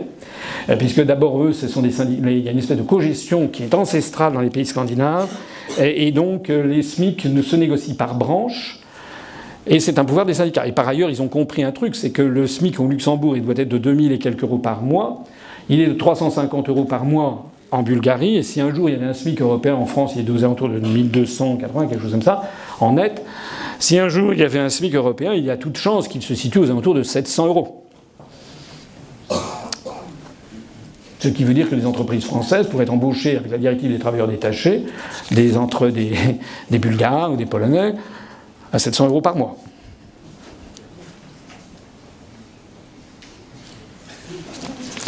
Ce qui parfois m'attriste dans le combat que je mène, c'est que je vois des jeunes qui me soupçonnent des plus noirs desseins, alors qu'en fait je me bats depuis 13 ans pour les sauver. Pour qu'ils ne deviennent pas des esclaves. C'est affreux le travail que je fais.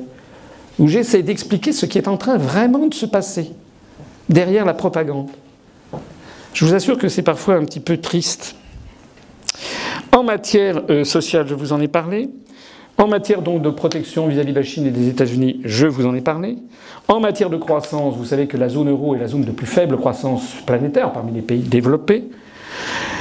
En matière diplomatique, je vous en ai parlé. En matière budgétaire, je ne vous en ai pas parlé. Je vais vous en parler, puisque, comme je vous l'ai dit tout à l'heure, l'Europe est une pompe aspirante et refoulante d'argent. Voyez-t-il pas que le Royaume-Uni s'en va? Or, le Royaume-Uni est un pays contributeur net.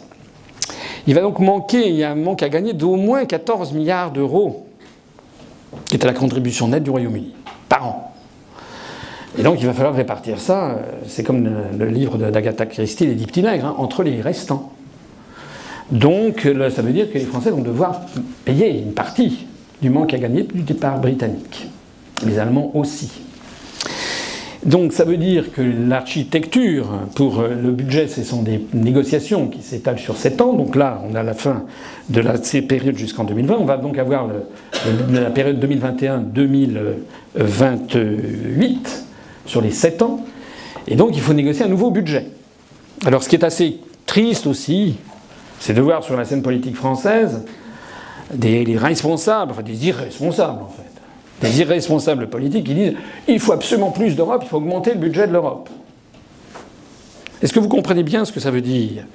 Si on doublait le budget européen, ça veut dire que la France, au lieu de donner 24 milliards d'euros chaque année, donnerait 48, et au lieu de recevoir 14, elle recevrait 28.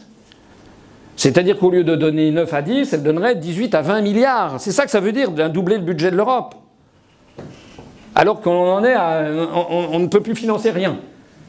On ferme les écoles, on ferme les maternités, on ferme les hôpitaux, sont subclaquants. Enfin, c'est hallucinant. L'irresponsabilité de la classe politique française est proprement hallucinante. Alors, heureusement, il y a des gens qui sont un peu sérieux dans l'Union européenne, à commencer par les Allemands, ou les Finlandais, les Néerlandais, qui ont dit hors de question d'augmenter le budget parce qu'ils sont des contributeurs nets. Parce qu'ils sont confrontés au même problème. Ils voient bien ce qui arrive avec le tsunami du départ britannique. Il va falloir les Allemands ont compris qu'ils sont les principaux contributeurs nets à l'Union européenne, qui versent là où nous on verse 9 à 10, où ils donnent 15 milliards. Eux, ça pourrait passer, je crois que j'ai vu des simulations, ça pourrait passer à 25 milliards d'euros. C'est un carburant phénoménal, évidemment, pour l'AfD, pour les partis qui veulent sortir de l'Union européenne en Allemagne. Évidemment. En fait, ce qui est fou en France, c'est qu'on a des responsables politiques qui ne savent même pas de quoi ils parlent. Ils ne savent pas non plus de quoi ils parlent avec l'euro. Puisque là, je parle du budget. Donc le budget, il y a une impasse budgétaire monumentale. Puisque non seulement il va falloir combler le départ du Royaume-Uni, mais en plus de ça, Madame von der Leyen, la présidente de la Commission européenne, a des ambitions. Elle veut augmenter le budget de l'Europe, de façon générale, pour se lancer dans un projet à 1000 milliards d'euros, je ne sais pas quoi, de lutte contre le réchauffement climatique. Ou de lutte contre la production de gaz à effet de serre. Tout ça, ce sont des projets absolument pharaoniques. Et il n'y a pas le moindre frifredin. Donc tout ça, pour l'instant, c'est dans des situations de conflit absolu. Parce que les pays bénéficiaires nets veulent effectivement augmenter le budget puisqu'ils seront plus bénéficiaires nets. Et les pays contributeurs nets, et à commencer par la France. Alors la France, elle est d'accord, sans être d'accord. Mais alors pour le coup, vous savez qu'il y a une procédure d'élargissement aussi qui est en cours. Et la France, Macron a dit non à l'arrivée de l'Albanie et de la Macédoine du Nord. Il s'est fait taper sur les doigts, comme vous le savez, par l'adjoint au secrétaire d'État américain, qui est venu mettre sa fraise en disant c'est absolument scandaleux que la France interdise l'entrée de la Macédoine du Nord et de l'Albanie dans l'Union européenne, puisque les Américains poursuivent toujours leur même projet, qui est d'avoir ce système dont je vous parlais, de glacis géopolitique européen sur le sol européen. Imaginez qu'il y ait une commission de Managua, avec une Union américaine où il y aurait 28 États, le Canada, les États-Unis, le Mexique, le Guatemala, le Honduras, le Belize, Haïti, Saint-Domingue, le Costa Rica, le Panama, la Colombie, le Venezuela, enfin 28 États, avec une commission de Managua qui fixerait aux États-Unis leur politique monétaire, budgétaire, diplomatique, militaire, etc.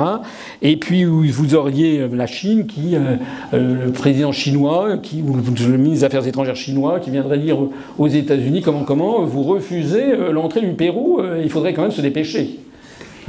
Ça vous montre un peu le degré incroyable, en fait, de vassalisation du continent européen. Donc il y aura en plus de ça, très probablement, même la France, qui est d'ailleurs isolée sur ce sujet, va faire entrer la Macédoine du Nord et l'Albanie dans l'Union européenne, qui ne viennent pas là pour vos beaux yeux, mais plutôt pour votre argent. Ça fait penser cette réplique que je cite souvent.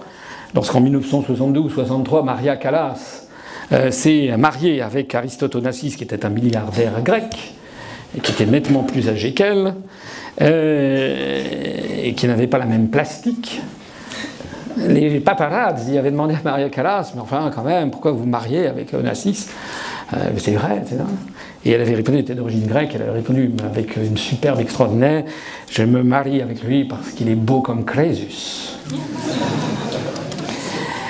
Donc on va pouvoir en plus l'entrée de la Macédoine du Nord et de l'Albanie, qui sont d'ailleurs des pays de tous les trafics, trafic d'êtres humains, de prostitution, trafic de drogue, etc. Même la Commission européenne régulièrement tire la sonnette d'alarme dans tous ces pays comme la Bulgarie. Je rappelle qu'au passage, j'en profite pour rappeler, parce que personne n'en parle, qu'il y a quand même un certain nombre de pays de l'Union européenne qui sont complètement gangrénés par la mafia, même tenus par la mafia.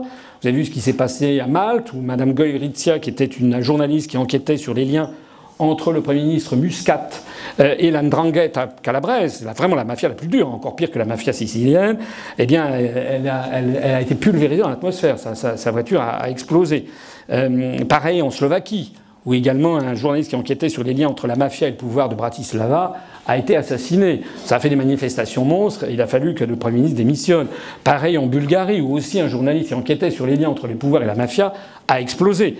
Parce qu'il se produit, et je terminerai peut-être là-dessus tout à l'heure, dans quelques instants, il se produit un phénomène de gangrène dans toute cette opération. Mais je voudrais indiquer donc que l'impasse budgétaire, elle est due au fait qu'il y a le départ des Britanniques, il y a la volonté de Mme von der Leyen d'avoir un budget beaucoup plus important sur des tas de sujets, et il y a en plus l'entrée de la Macédoine du Nord et de l'Albanie qui viennent pour ramasser des milliards d'euros. Donc on en est là, et actuellement les négociations sont au point mort, plus exactement tout le monde se tire dans les pattes, et le projet, ça fait des mois et des mois qu'on n'arrive pas à conclure sur cette histoire. On ne sait pas où est-ce qu'on va sur cette affaire budgétaire. Alors, je voudrais justement conclure. Il se produit à travers toute l'Europe un phénomène de révolte des peuples qui constatent que lorsqu'ils votent à droite, lorsqu'ils votent à gauche, ils ont une politique qui n'est pas conforme à ce qu'ils souhaitaient. Ils constatent également qu'un sujet dont j'ai peu parlé, dont je n'ai pas parlé, parce que c'est un sujet que je n'aime pas trop aborder, parce qu'il suscite des passions, qui est le sujet de l'immigration, et ils constatent quand même que les politiques migratoires ont été transférées par le traité d'Amsterdam aux institutions européennes, et le moins que l'on puisse dire, c'est qu'elles ne satisfont pas une partie croissante des populations. D'autant plus lorsque l'on voit des déclarations de commissaires européens qui réclament qu'il y ait des millions d'immigrants supplémentaires qui arrivent en Europe pour pallier le déficit de natalité, ce qui donne le carburant à tous les extrémismes que vous imaginez. Je rappelle que les politiques migratoires ne sont plus décidées au niveau national, ce que Mme Le Pen d'ailleurs s'empresse d'oublier lorsqu'elle propose de rester dans l'Union européenne tout en proposant un programme qui, sur ces questions, est un programme qui paraît assez, comment dirais-je, sur lequel les Français se leurrent. Je vous conseille d'aller regarder le programme de Mme Le Pen sur l'immigration, vous aurez des surprises. Alors, la conclusion de tout ça, c'est que on est face à des problèmes absolument multiformes. On est face à des problèmes qui touchent à la fois le social, l'économie, la monnaie, le budget, la diplomatie, etc. Et on est dans une situation qui n'est pas sans rappeler, à mon avis, celle de la construction du socialisme. La construction du socialisme, c'était quoi? C'était une idée très généreuse au départ qui consistait à bâtir une utopie sur Terre fondée d'abord et avant tout sur la négation des intérêts individuels. Les intérêts individuels, c'était pas bien. Il fallait travailler pour le collectif. C'était très généreux, il y avait des gens qui y croyaient, c'était très bien. Voilà. Sauf que,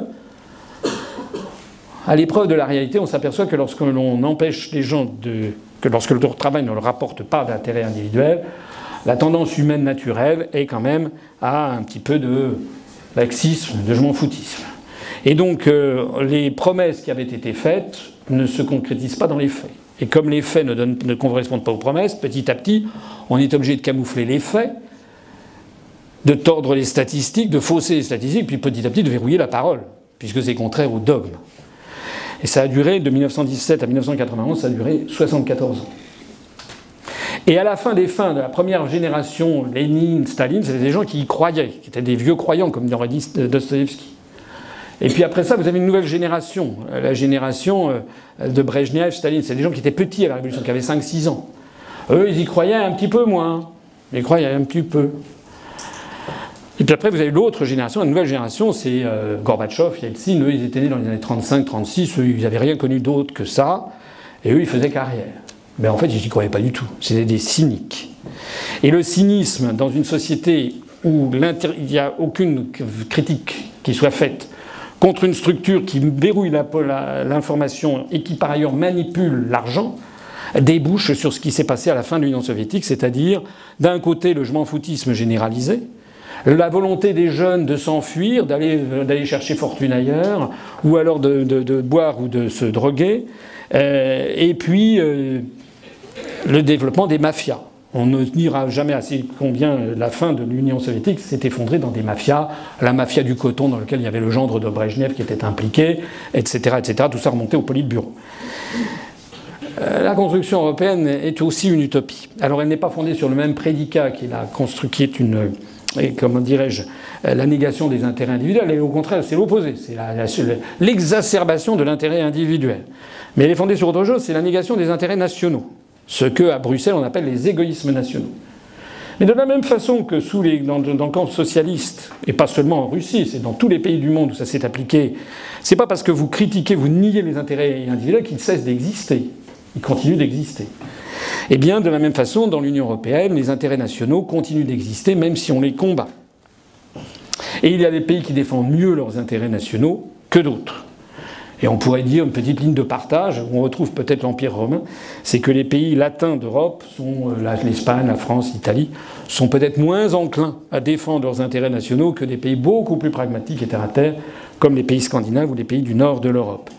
En attendant, on a eu la période des vrais croyants, Jean Monnet, Robert Schuman, l'équivalent de Lénine et Staline. On a eu la période des petits croyants, l'équivalent de Gorbatchev, de Brejnev, de Tchernenko ou de Khrouchtchev, c'est Giscard, Jacques Delors. Et puis maintenant, on a la période des cyniques, l'équivalent de Gorbatchev, c'est Macron. Ce sont des gens qui font carrière parce qu'ils n'ont pas connu que ça.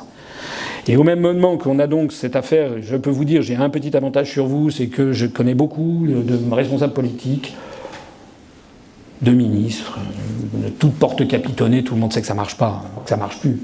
C'est la fin de l'URSS, tout le monde sait que ça ne marche plus, mais personne n'ose le dire. Mais ça marche plus, voilà. Il n'y a pas un seul responsable politique qui, dont vous le prenez entre quatre yeux, ne dit ça marche plus. Il faut reconnaître à Macron. Je suis suffisamment acerbe contre lui pour une fois le reconnaître. Vous avez vu ce qu'il a dit récemment. Il a dit que l'Europe était au bord du gouffre. L'Union européenne était au bord du gouffre. Ah. Et que l'OTAN était en situation de quasi faillite. Enfin, je ne vous rappelle pas les formules exactes. C'était il y a un mois, ça fait scandale. Ah. Mais c'est un constat qui est tout à fait exact. Et de la même façon que l'Union soviétique s'est effondrée en fait dans les mafias, ben malheureusement, on constate qu'il y a de la prévarication. Je parlais tout à l'heure de la situation à Malte, de la situation en Bulgarie, de la situation en Slovaquie, mais aussi de la situation en France, avec cette espèce d'atmosphère un peu crépusculaire qui a envahi les peuples d'Europe et en particulier la France. Vous voyez bien que la situation en France est très très mauvaise parce que les Français ne comprennent pas qui les dirige. Parce qu'il y a un immense secret qui est bien respecté de Mme Le Pen à M. Mélenchon, un immense secret qui consiste à faire porter le chapeau systématiquement à Sarkozy, après Sarkozy à Hollande, après Hollande à Macron. Ils n'ont pas compris que nous avons maintenant des présidents de la République qui sont élus par la suite de manipulations médiatiques énormes. J'en sais quelque chose, puisque lorsque j'étais candidat, j'ai eu droit à 0,9% du temps de parole. Et à chaque fois que j'arrivais dans un studio, on me présentait comme étant Marc Dutroux ou Barbe Bleue. Alors que Macron avait toutes les qualités du monde, il a eu 27% du temps de parole, alors qu'il avait fait 0 campagne auparavant, il avait 0 voix. Il a eu droit à 183 couvertures de magazines. Moi, mon nom n'a même pas été cité une fois en bas de page de Paris Match. Et il a eu droit... Non mais c'est exactement comme ça. Donc il a été élu à l'issue d'une opération de propagande inouïe. Vous savez que les grands médias en France sont tenus par 9 milliardaires, qui évidemment ont intérêt dans le système, parce que le système favorise effectivement les grandes fortunes. Mais on arrive au bout. On arrive au bout parce que maintenant, ce sont ces présidents à usage unique. Vous voyez bien que la situation en France, elle est désastreuse, en fait. Alors, je ne sais pas ce que c'est à Lyon, mais à Paris, je peux vous dire que quand je suis allé voir la dernière manifestation, j'étais sur le tournage, j'étais sidéré par l'ambiance qu'il y avait. Une ambiance de fin du monde, quasiment. La population, la foule qui insultait les policiers en disant esclaves de Macron. Enfin, quand je dis esclaves, c'est pour être gentil, parce qu'il y avait d'autres épithètes et substantifs qui fusaient. Assassins, etc. Enfin, une situation très mauvaise parce qu'on a caché aux Français pendant très longtemps que nos dirigeants politiques, en fait, ne font qu'appliquer les directives européennes, les traités européens, les injonctions de la Banque centrale européenne et le fameux rapport annuel des grandes orientations des politiques économiques. Je m'arrête ici parce que je voudrais répondre à vos questions. Est-ce que ce système va pouvoir durer encore longtemps ? Je ne le pense pas. Je pense que, je l'ai dit tout à l'heure en préambule, et je terminerai là-dessus, Tout ce système tient parce que les Britanniques, avec la langue britannique qui est une langue extrêmement concise, a résumé sous le terme de Project Fear, le projet de la peur. Tout ceci ne tient qu'à une chose, c'est à faire peur aux gens en disant si jamais vous sortiez de l'Union européenne, on a toujours fait le coup. Je rappelle pour Maastricht, on avait dit non, pour la Constitution européenne, je crois que c'était M. Strauss-Kahn qui avait dit si on vote non, il y a un risque de guerre. La Constitution européenne. Les Français ont voté non. Bon. Et tout est comme ça. On a toujours fait miroiter des horreurs. Et là, il va y avoir le grand rendez-vous, le juge de paix. C'est ce qui va se passer outre-Manche à partir du 31 janvier prochain. Et si effectivement le Royaume-Uni disparaît dans les abysses et submergé par un tsunami qu'on n'en entend plus parler, alors là, effectivement, je pourrais fermer la boutique de l'UPR. Les gens seront convaincus que j'avais tort. Mais si, par hasard, ça se passait bien, alors là, il va y avoir un petit problème.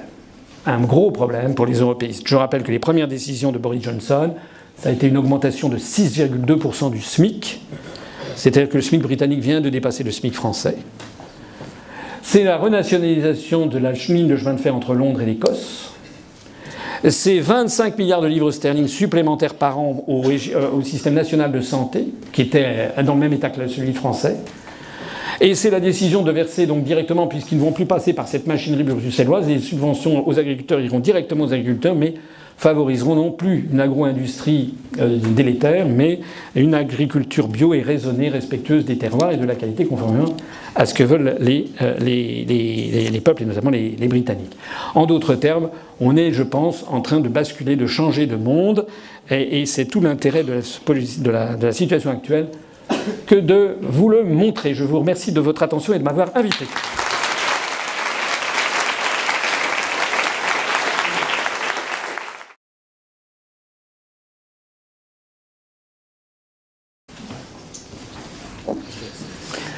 Honnêtement, ce n'est pas moi qu'il faut poser cette question. Vous devriez poser cette question aux autres. Vous devriez poser cette question à... Hier, je recevais Julien Aubert, qui est très sympathique, et dans le courant du débat qu'on va mettre en ligne, je lui dis, mais comment se fait-il que les Républicains jamais n'expliquent aux Français... Moi, depuis... Je vais vous dire quelque chose qui vient du... kokoro kara, comme on dit en japonais, qui vient du fond du cœur. Moi, j'aurais pu ne pas faire tout ce que je fais depuis 13 ans. Je l'ai dit tout à l'heure, moi, je me bats... Moi, j'ai des enfants, peut-être un jour j'aurai des petits-enfants, je me bats pour que les jeunes générations héritent de la France. C'est ce qu'avait dit De Gaulle une fois, il avait dit qu'il dédiait toute son action à toutes celles et tous ceux qui veulent avant tout que la France reste la France. Donc je me bats pour ça depuis 13 ans. On m'a traité de tous les noms, complotiste, conspirationniste, xénophobe, ce qui est le contraire exact de la réalité d'ailleurs, puisque c'est la construction européenne qui est xénophobe, puisqu'elle vise à couper la France des pays avec lesquels elle a des liens très importants, les pays de la francophonie, les pays d'Afrique. Elle est fondée en fait sur un présupposé racialiste, si vous y réfléchissez bien. Je sais que ça ne fait pas plaisir aux gens quand je dis ça, mais pourquoi construire l'Europe ? Pourquoi est-ce que la France devrait fusionner avec la Lituanie ou la Lettonie, avec lesquelles on n'a aucun lien ? Une fois, je m'étais fait communiquer, il y a 800 Finlandais qui vivent en France, d'après le consulat de Finlande à Paris. Bon. Alors qu'il doit y avoir 7 ou 8 millions de Français d'origine maghrébine. Donc les démographes, vous savez, je parlais tout à l'heure, les signes porteurs d'avenir, c'est la démographie notamment.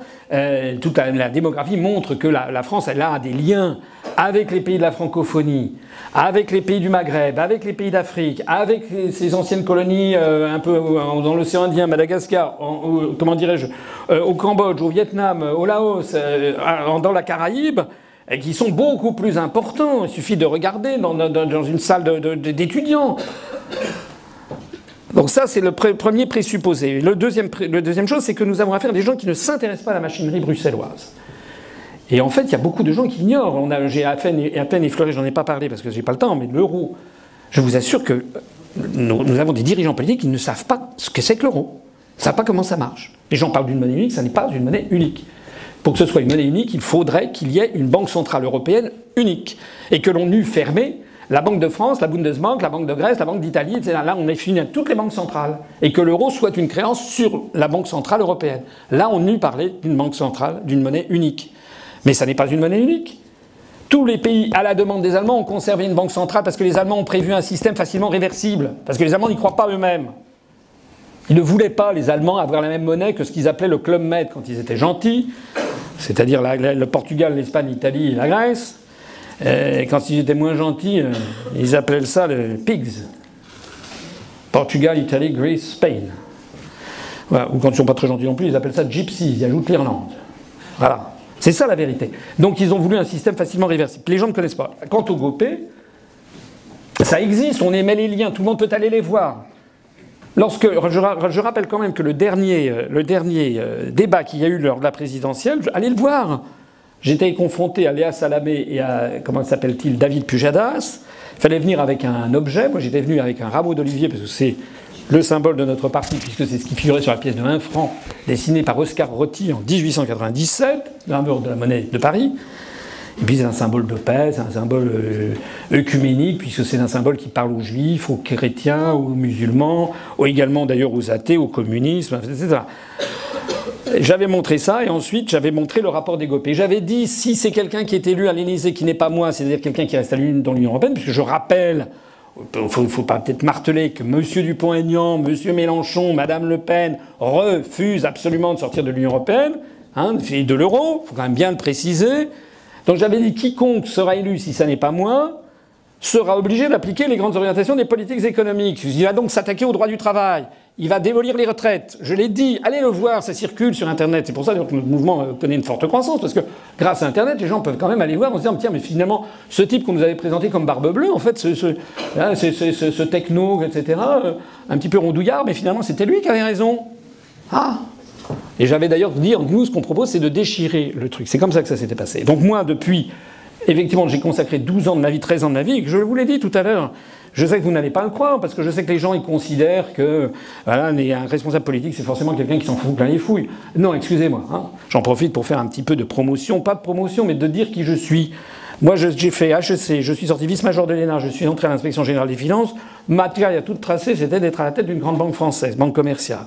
Comme Frédéric Oudéa, qui est un camarade de l'inspection, qui est président de la Société Générale, on a le même âge, et qui gagne, c'est pas un secret d'État, puisque ça court, c'est dans le capital, il gagne 260 000, je crois. 260 000 euros net. Par mois.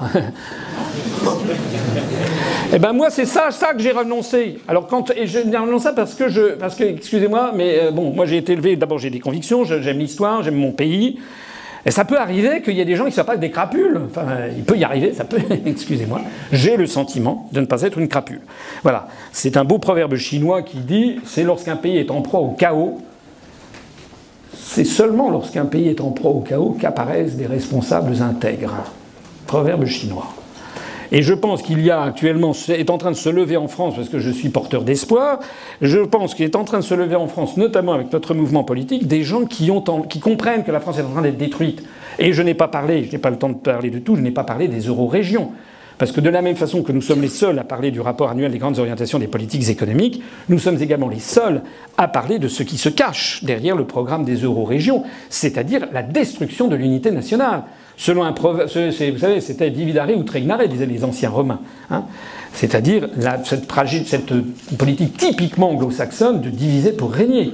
Divide and conquer. C'est-à-dire que si la France n'est plus capable de résister au rouleau compresseur de l'oligarchie qui est en train de transformer... parce qu'il n'y a pas de fin à cette histoire d'euro. L'euro, nous avons la même monnaie que l'Allemagne. La compétitivité de l'économie allemande augmente plus vite que l'économie française depuis 1949, pour toute une série de raisons. Les Allemands sont plus disciplinés statistiquement, il y a moins de dissensus social, il y a donc une tendance moindre à l'inflation sous-jacente, parce qu'ils ont un tissu économique plus important, notamment énormément de grosses PME. Ça tient à des lois de, comment dirais-je, de transition, de transmission héréditaire, où la législation allemande, depuis des décennies, a favorisé le maintien dans une famille de grandes entreprises. Ils ont une économie qui croît plus rapidement et qui a une meilleure compétitivité, une meilleure croissance de la compétitivité que l'économie française, a fortiori que l'économie italienne ou que l'économie grecque. Bon. Eh bien, comme avant, ce problème de compétitivité externe était résolu par la dépréciation du franc par rapport aux marques, De 1949 à 1999, pendant 50 ans, le franc n'a pas arrêté de se déprécier par rapport au Deutschmark, ce qui ne veut pas dire que la France s'appauvrissait. Au contraire, la France s'enrichissait parfois plus vite que l'Allemagne. Il faut bien dissocier. C'est des sujets qui ne sont pas forcément très intuitifs. Hein, les gens croient que si la monnaie se déprécie, c'est pas bon. Non, ça peut être très bon si c'est pour remettre à niveau la compétitivité externe. Maintenant, on n'a plus ça, donc d'interroger n'importe quel économiste sérieux, il vous dira il faut une dévaluation interne. C'est un mot gentil pour dire il faut diminuer les salaires des Français et les salaires les revenus des retraités. On est là-dedans. Vous voyez d'ailleurs, c'est pas moi qui le dis, c'est l'INSEE qui a montré que l'année dernière, en 2018, le nombre de pauvres a augmenté en France de 400 000, basculé en dessous du seuil de pauvreté. 1100 pauvres par mois en plus. Et c'est pas l'année 2019 qui va faire le contraire. Je ne sais pas ce qu'il en est à Lyon, que je ne connais pas très bien, mais je peux vous dire qu'à Paris, maintenant, il y a des SDF partout, qui couchent dans la rue. C'est quand même, il faut quand même le voir. Je rappelle d'ailleurs que Macron avait annoncé, avec sa théorie du ruissellement, avait annoncé qu'il n'y aurait plus de SDF. On n'en a jamais vu autant. La pauvreté ne cesse de grimper. Et vous avez peut-être vu, il y a eu un article qui était récemment dans la Tribune de Genève, très intéressant, qui a montré que la pauvreté augmente très vite en Allemagne aussi. Il y a actuellement, parmi les retraités, il y a 16% des retraités en Allemagne qui sont en dessous du seuil de pauvreté, et en 2030, ça sera 20%. Les soupes populaires ne cessent de se développer, parce que les réformes Hartz 1, 2 et 3 et 4 voulues par Gerhard Schröder, maintenant des jeunes diplômés sont payés à 1 € de l'heure. C'est ça l'Allemagne. Hein. Donc on nous dit toujours l'Allemagne comme c'était extraordinaire, la pauvreté se répand beaucoup, beaucoup en Allemagne. C'est en fait, c'est assez simple à comprendre. Hein. Quand vous mettez des pays qui avaient un fort niveau de vie en concurrence sans aucune protection face à des pays comme le Bangladesh, je sais pas moi, le Rwanda, le Vietnam, des pays qui ont un très très bas niveau de vie, et il n'y a pas de mystère. Hein. Il y a forcément petit à petit, c'est comme si vous avez une baignoire d'eau chaude que vous branchez avec 15 baignoires d'eau glacée. Progressivement, la température dans la baignoire d'eau chaude, elle diminue, et celle dans les baignoires d'eau glacée, elle augmente à peine. C'est exactement ce que l'on constate. Donc pour votre... Excusez-moi, la réponse est longue, mais j'en profite pour balayer plusieurs trucs. Les GOPÉ, il faut demander aux autres pourquoi ils n'en parlent pas. Allez voir votre député et dire mais pourquoi vous ne me parlez pas du rapport des grandes orientations des politiques économiques. Une fois j'ai vu, qu'est-ce qu'elle m'avait dit ça comment il s'appelle Biloche Filoche. Gérard Filoche, du Parti Socialiste. Voilà, un jour il a débattu avec quelqu'un de chez nous et il dit ah oui, alors les GOPÉ, ça c'est super. Et non, mais pourquoi Gérard Filoche, il ne parle pas des GOPÉ? Pourquoi Mélenchon, il n'en parle pas? Pourquoi il faut...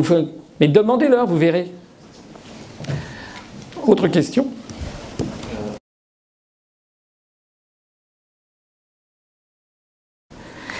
Alors, d'abord, moi je suis en faveur du droit international. Le droit international, qui est hérité des siècles, a été inventé au XVIIe siècle avec Heinrich von Groth, qu'on appelle Grotius en latin, qui est le fondateur du droit des gens, comme on disait à l'époque.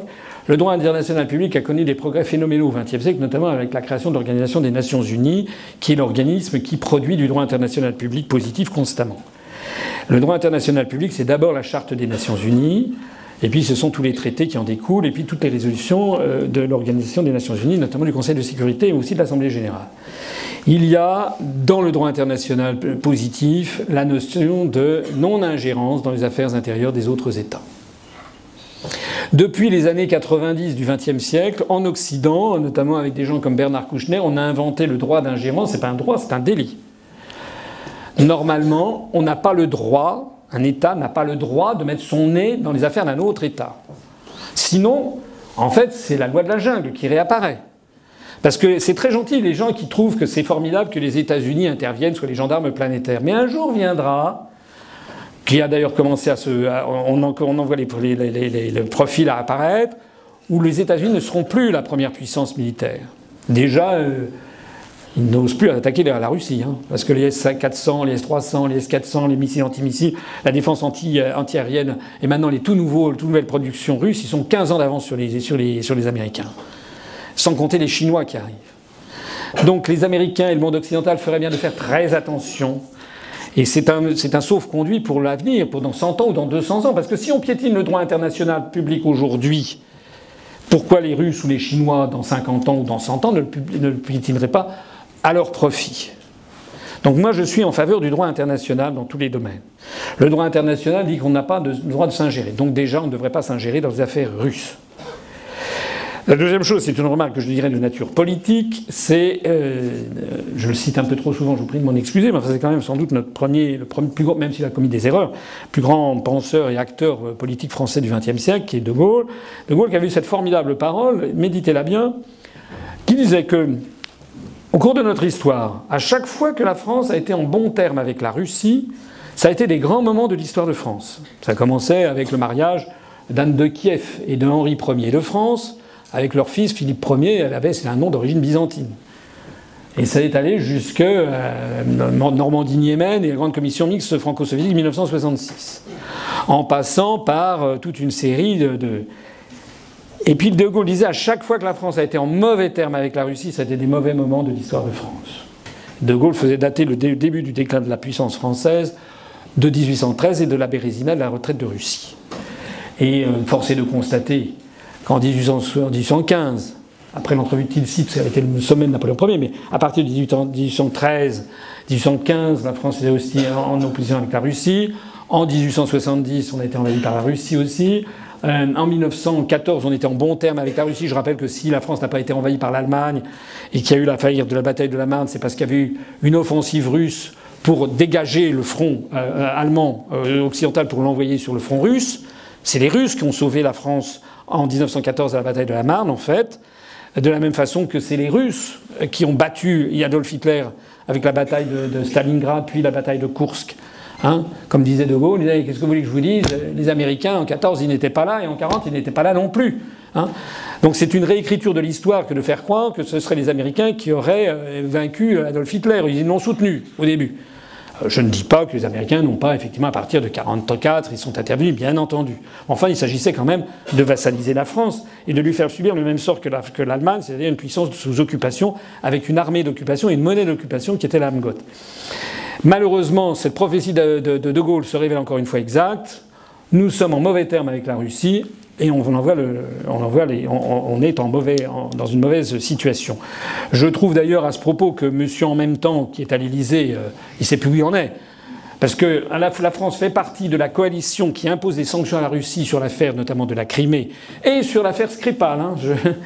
J'aime bien parler de l'affaire Skripal parce que Skripal, vous savez, ce type qui a été victime du Novichok, là, avec sa fille. Hein, cet espion, vous savez, c'est à cause de ça qu'il y a une grave crise. Les États-Unis, les pays occidentaux ont chassé un certain nombre de diplomates russes. Il n'est pas mort. Sa fille non plus. Moi, j'aimerais qu'on m'explique comment se fait-il que depuis que le mec il n'est pas mort, sa fille non plus, il n'y a aucun journaliste qui a eu l'idée, tiens, je vais aller l'interroger. Il est où? C'est bizarre, hein, cette histoire. Je rappelle quand même, rappelez-vous de 3 ans en arrière, l'affaire Skripal, vous vous rappelez? Il n'y avait que ça sur les journaux, on avait chassé, la France avait chassé des diplomates. Donc il y a eu ça, le flot de sanctions, c'est avec l'affaire Skripal, d'un type qui n'est pas mort et dont on n'entend plus parler, de sa fille non plus. Et deuxièmement, ça a été l'affaire de la Crimée. Alors l'affaire de la Crimée, qu'est-ce que vous voulez que je vous dise? La Crimée n'a jamais été ukrainienne. La Crimée a été, c'était la Tauride, hein, comme Iphigénie en Tauride. La Crimée a été successivement grecque, elle est passée de main en main les tribus khazars, après ça elle a été aux mains de tribus d'Ottomans, de musulmans, avec des... Voilà. La Crimée n'a jamais été ukrainienne, et je vous réponds. Et c'est sous Élisabeth la Grande que les Russes sont intervenus, on doit être vers 1786, et ils ont découvert qu'il y avait une rade naturelle extraordinaire, ils ont créé une ville nouvelle, la ville de Sébastopol, pour en faire le grand port de l'armée russe. Ensuite, il y a eu un afflux de Russes en Crimée, donc c'est une péninsule peuplée essentiellement de Russes. Voilà. Ensuite, pour une raison sur laquelle les historiens s'interrogent, en 1954, Khrouchtchev, pour le tricentenaire du traité de Péréoslav de 1654, qui était le traité de rattachement de l'Ukraine à la Russie, Khrouchtchev a fait cadeau de la Crimée, de la péninsule de Crimée, à la République socialiste soviétique d'Ukraine. C'est la Crimée qui appartenait à la République socialiste soviétique de Russie, mais qui n'avait jamais été ukrainienne. Hein. Donc en 1954, Khrouchtchev donne la Crimée à la République socialiste soviétique d'Ukraine. Évidemment, à l'époque, en URSS, on pensait que c'était comme si on avait transféré, je sais pas moi, le port de Marseille, des Bouches-du-Rhône au département du Gard. Bon, c'est un simple découpage administratif. Sauf qu'au moment de l'éclatement de l'Union soviétique en 1991, le problème de la succession des États en droit international, la Crimée est revenue à la nouvelle République d'Ukraine.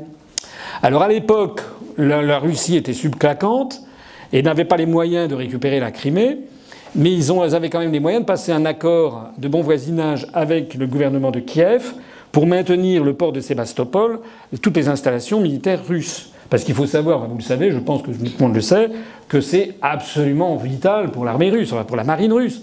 C'est le seul port en eau chaude de la Russie. Ou alors il faut aller de l'autre côté du monde, à Vladivostok, qui d'ailleurs c'est quand même une mer froide, mais enfin ça n'est pas pris par les glaces. Et ça tombe dans la mer du Japon. Alors que dans tout le port d'Arkhangelsk, qui est pendant 6 mois de l'année dans les glaces, le seul port militaire russe en mer chaude, c'est le port de Sébastopol, qui débouche sur les détroits du Bosphore et des Dardanelles. Et donc qui est absolument fondamental. Alors lorsque les Russes avaient négocié avec l'Ukraine, mais lorsqu'il y a eu l'opération de révolution orange qui a été fomentée par les États-Unis d'Amérique, ça c'est absolument tout le monde le sait.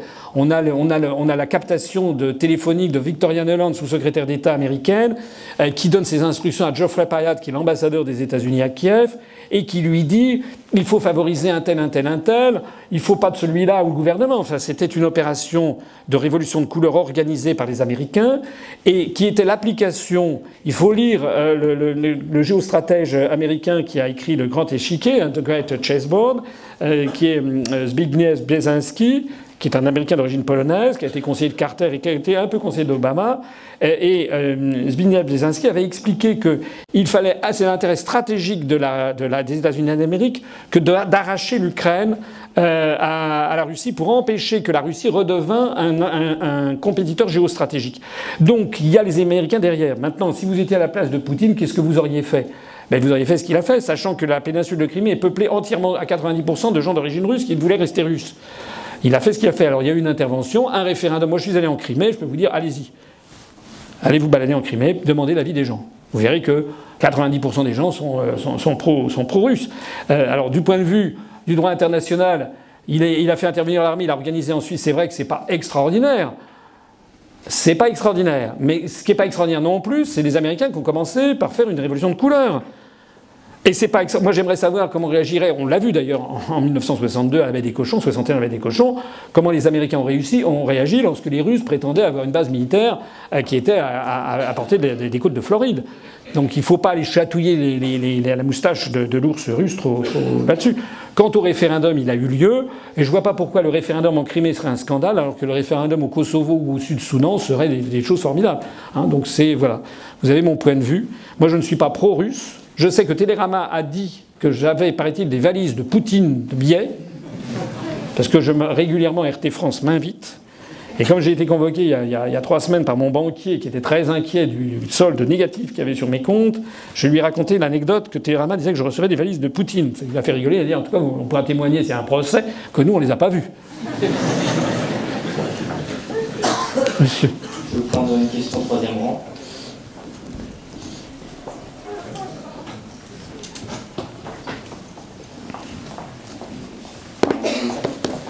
Bonsoir monsieur, merci pour votre conférence. Les 3 et 4 février prochains, à Rome va se tenir une conférence nationale conservative avec entre autres Victor Orban, Marie-Rachel Le Pen et Mathieu Salvini. Que vous inspire cette conférence? Est-ce que vous pouvez espérer une espèce de convergence des eurosceptiques? Sont-ils eurosceptiques que vous, selon vous? Vous pouvez avoir votre avis là-dessus. Alors, j'en profite, mais là on est à la tangente de la politique politicienne. J'en profite pour rappeler que notre mouvement politique a été constamment classé par le ministère de l'Intérieur, auquel ça ne fait pas très plaisir peut-être, mais là, obligé par le constat des faits, nous avons toujours été classés en divers, c'est-à-dire ni à droite ni à gauche. Notre mouvement politique est un mouvement qui s'inspire des idéaux du Conseil national de la résistance de 1943-44. Allez le lire, parce que notre programme, c'est pas sortir de l'Union européenne et de l'euro. C'est d'ailleurs un des défauts, une des critiques que je me fais personnellement, c'est que j'ai peut-être parfois trop insisté sur ce qui n'est qu'un moyen. L'objectif, et allez le voir, notre objectif, c'est, comme je l'avais dit tout à l'heure, d'abord et avant tout que la France reste la France. La France est un pays, comme dirait mon ami Emmanuel Todd, est un pays qui est, comment dirais-je, sociologiquement, du point de vue de l'anthropologie sociale, qui est un pays égalitariste. Les Français ont besoin d'un État qui assure la justice sociale entre les Français, qui assure un minimum. Voilà, en France, par exemple, les Français n'admettent pas enfin, moi, j'ai jamais vu de Français qui me disent qu'ils sont en faveur d'une médecine pour les riches et puis pas de médecine pour les pauvres. Ce qui est tout à fait normal aux États-Unis, hein, tout le monde trouve ça normal. Non, en France, on a un vieux socle catholique qui remonte à Saint-Louis. Je rappelle que Saint-Louis, c'est l'inventeur à la fois des 15-20 hôpital pour les aveugles à Paris, mais aussi des premiers services publics, hein, les établissements de commun profit, disait Louis IX. C'est pour ça qu'il a été canonisé d'ailleurs. Donc en France, on a un vieux fond qui n'admet pas les injustices, les inégalités sociales trop criantes devant les grands événements d'une vie qui sont la naissance, l'éducation, la maladie et la mort. Voilà. Et moi, étant français, je suis comme beaucoup de Français, je trouve normal qu'on ne tienne pas compte du niveau de vie de quelqu'un quand il va à l'hôpital pour se faire soigner. Voilà, qu'on ne lui demande pas, comme c'est le cas aux États-Unis, sa carte de crédit en premier. Ça, je trouve ça tout à fait normal. Alors nous, on a donc un programme qui s'inspire des idéaux du Conseil national de la résistance. Nous avions des grands services publics à la française auxquels les Français sont très attachés. Hein, parce que EDF a quand même été... Il y a quelqu'un qui avait dit une blague une fois, c'était la seule entreprise soviétique qui fonctionnait au monde. EDF, ça a quand même été sous la houlette de Marcel Boiteux, ça a été le premier électricien mondial. On a donné à la naissance la France à la première filière mondiale électronucléaire. Enfin, c'était des fleurons extraordinaires. Et on est en train de tout détruire au profit de cette anglo-saxomanie, voilà, et surtout des gens qui ont pris le pouvoir médiatique. Alors, là-dedans, on a mis dans la tête des gens que s'opposer à cette destruction de ce qu'a été la France, s'opposer au pillage de notre patrimoine public et privé, à la privatisation de tout, à la remise en cause de l'ultralibéralisme, on a mis dans la tête des gens finalement que les seuls qui étaient contre l'Europe, c'était l'extrême droite. Donc on met dans la tête des gens que c'est Madame Le Pen ou sa nièce, parce que c'était toute une dynastie. Hein. Le père, la fille, la petite fille, la grand-mère, le chien, l'oiseau, etc. Donc on a une dynastie. Non, c'est pas bon. Enfin, déjà, moi personnellement, je n'aime pas ce genre de choses. Je trouve ça malsain. Donc on fait se rencontrer avec M. Salvini, M. Orban. Mais le point commun de ces personnalités-là, c'est quand même qu'ils ne veulent pas sortir de l'Union européenne. Ils n'ont pas du tout le même discours que nous. Ils ont un discours qui porte beaucoup plus sur les questions migratoires, des questions d'immigration. Mais moi j'ai vu en particulier Marion Maréchal Le Pen, si j'ai bien compris, elle est reçue en grande pompe outre-Atlantique.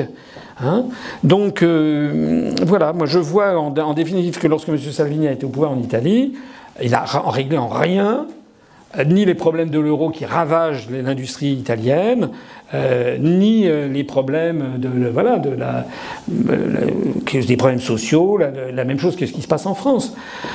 Donc nous, on n'a pas du tout la même... Je ne dis pas que dans ce que dit Mme Le Pen ou M. Salvini ou M. Orban, il n'y a pas de temps en temps des choses avec quoi on est d'accord, bien sûr. Mais dans ce que dit Mélenchon ou Fabien Roussel ou Nathalie Arthaud, il y a des choses avec lesquelles je suis d'accord aussi.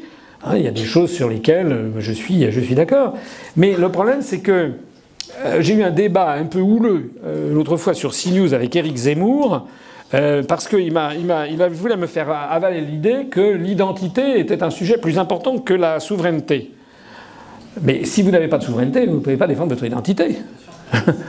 Qu'est-ce que c'est que cette histoire? C'est comme M. Dupont-Aignan qui lance, là, il y a 2 jours, un truc incroyable, une primaire. Il a eu la gentillesse de m'inclure dans la primaire. Il y a Julien Aubert, avec qui j'en parlais hier, qui a dit qu'il avait découvert à cette occasion qu'il était candidat à l'élection présidentielle. J'ai Natacha Polony qui m'a envoyé un petit SMS parce qu'elle a trouvé que ma réponse, le truc était très bien. Elle a aussi... M. Dupont-Aignan, il a lancé comme ça une espèce d'opération de com' en disant on va faire une primaire. Mais il faudrait que ce soit des gens qui soient d'accord sur l'objectif essentiel.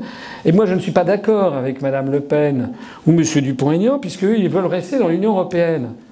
J'ai quand même dit et redit qu'il faut quand même... C'est pas une fantaisie que nous avons.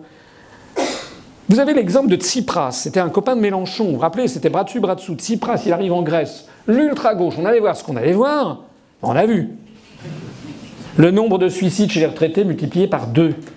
Toutes les entreprises privatisées. L'ultra-gauche privatise à tour de bras. C'est dingue. La Hongrie n'a pas l'euro. Orbán a même fait inscrire dans la constitution hongroise que le forint est la monnaie de la Hongrie. Ce qui est une aberration compte tenu du traité auquel il a souscrit au moment de l'adhésion. Donc la Hongrie n'a pas les injonctions sur l'euro et par ailleurs fait partie des pays bénéficiaires nets dont je parlais tout à l'heure, donc une économie relativement florissante. Mais Orbán, en fait, il s'est surtout marqué sur la volonté sur des questions migratoires, faisant voler en éclats ainsi notamment le processus de Dublin, qui est un truc absolument ingérable. La France se retrouve dans une situation dingue avec ce processus de Dublin. Je ne sais pas ce qu'il en est à Lyon, mais si vous arrivez à Paris, vous allez sur le périphérique nord, du côté entre la porte d'Aubervilliers et la porte de la Chapelle, vous avez des centaines et centaines de personnes. Le journal Le Monde, je crois, en a comptabilisé 2300, essentiellement des Afghans, qui vivent dans des conditions épouvantables, comme dans des favelas de Rio 1962, grande époque, avec des coups de couteau, des assassinats, des trafics en tout genre, drogue, prostitution, des gens. Enfin, c'est dingue, c'est aux portes de Paris. Et si vous allez vous enquêter là-dessus, c'est ce qu'on appelle les dublinisés. C'est-à-dire qu'ils sont entrés, ils ont eu un papier dans un pays de l'Union européenne, et ils sont maintenant en France, on peut pas on ne sait plus quoi en faire. On est dans une zone de non-droit. Alors c'est vrai que Orbán, de ce point de vue-là, a mis le doigt là-dessus, mais bon. C'était vous qui me posiez la question. Moi, si vous voulez, je ne comprends pas que l'on puisse être, comme le dit M. Dupont-Aignan, patriote et vouloir rester dans l'Union européenne. Ça, pour moi, ça n'a pas de sens. C'est un chaud-froid de volaille. C'est un oxymore. Ça n'a pas de sens. Voilà.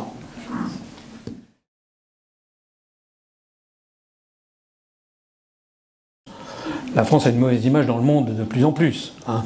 Monsieur Macron, qu'on nous a présenté comme le génie du siècle, il a réussi à se fâcher avec tout le monde.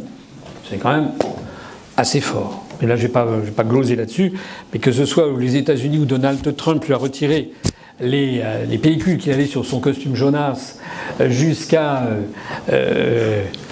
Poutine, qu'il a traité comme un gamin, en passant par toute l'Afrique de l'Ouest, qui a protesté après l'affaire lorsqu'il avait dit à Roch Kaboré, le président du Burkina Faso, qui était allé réparer la clim. Vous savez qu'il s'est mis à dos l'Afrique de l'Est après, quand il a plaisanté de façon scandaleuse sur les migrants comoriens qui mouraient dans le détroit de Mozambique. Après ça, il est allé en Australie, il a parlé en anglais, il s'est mal exprimé, il a dit que la femme du Premier ministre was very delicious, donc ça veut dire votre femme est vachement bonne, donc il a été traité dans... C'est vrai, la France a été ridiculisée. Il a été appelé Pépé le putois dans toute la presse australienne, après ça... Enfin bon, bref. Il est fâché avec les Italiens, il a rappelé son ambassadeur, il s'est fâché avec les Anglais, il est en mauvais terme avec Madame Merkel, il fait la leçon aux Polonais, il est en mauvais terme avec les Hongrois, il s'est brouillé avec Bolsonaro au Brésil, enfin le mec s'est rendu détestable à tout le monde, quoi. Bon.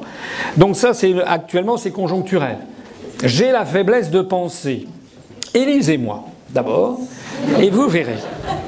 Non, parce que moi, à la différence de quelqu'un que je le connais, le pauvre Macron, on est du même corps. Enfin, du même corps administratif. Je le connais.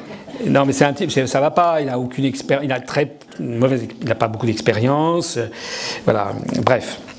Le logiciel France redémarre en quelques minutes. Vous verrez. Et lisez-moi, vraiment, je prends un pari ici. 6 mois après, l'image de la France aura complètement changé dans le monde. C'est assez simple. Hein. Il suffit que la France reste la France.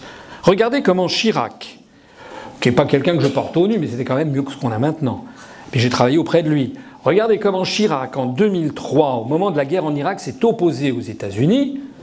Reprenez les dépêches de l'époque, dans le monde entier, sauf aux États-Unis, et dans certains pays européens, dans le monde entier, il y avait 90% de l'opinion publique planétaire qui disait bravo la France. Il y avait des files d'attente de Mexico à New Delhi, de Sydney à Moscou, de Johannesburg au Caire, de Tokyo à Buenos Aires, des files d'attente devant les alliances françaises, des gens qui voulaient apprendre la langue française.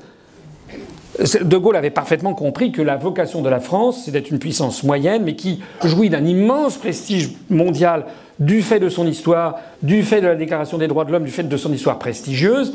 Actuellement, elle se vautre, mais la France, redonner à la France son lustre, sa grandeur, vous verrez comment d'un seul coup, elle retrouvera une image extraordinaire vis-à-vis des peuples du monde.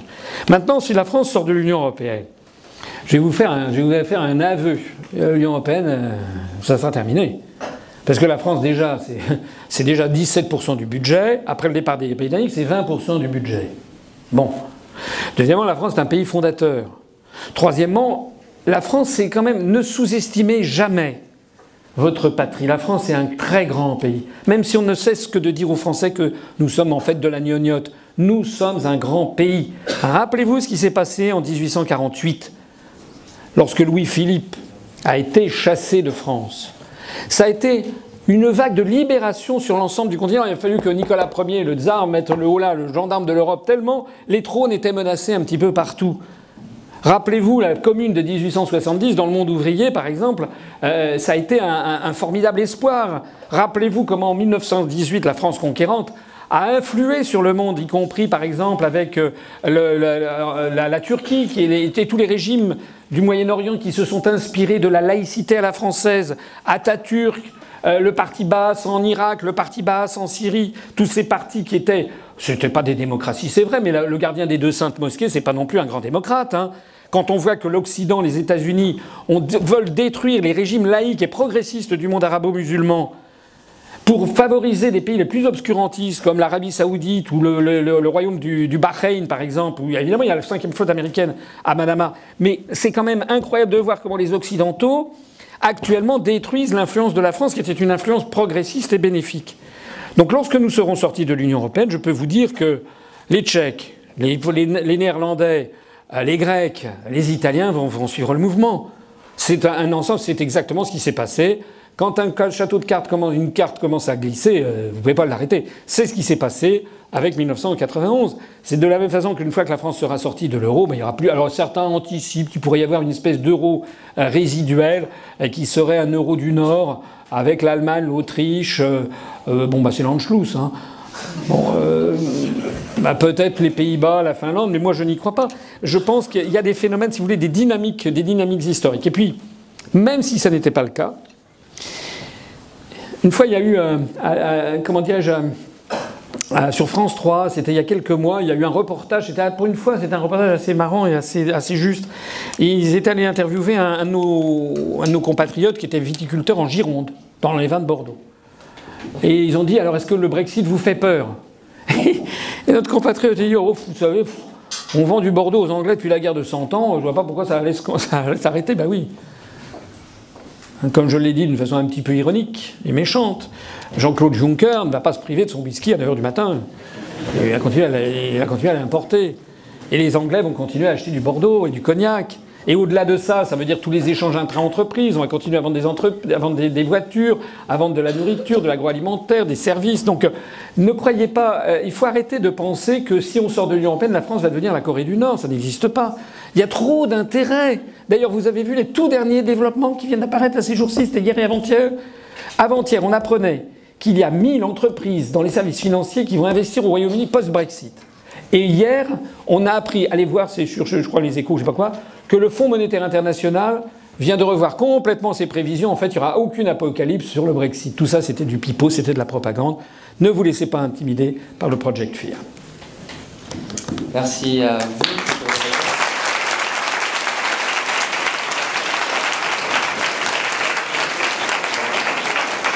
Malheureusement, on ne va pas pouvoir prendre... Alors je m'appelle Othman El Hadjo Saïd, je suis président de l'association Politeia et j'ai permis d'organiser la conférence de ce soir avec François Asselineau sur l'avenir de l'Union européenne.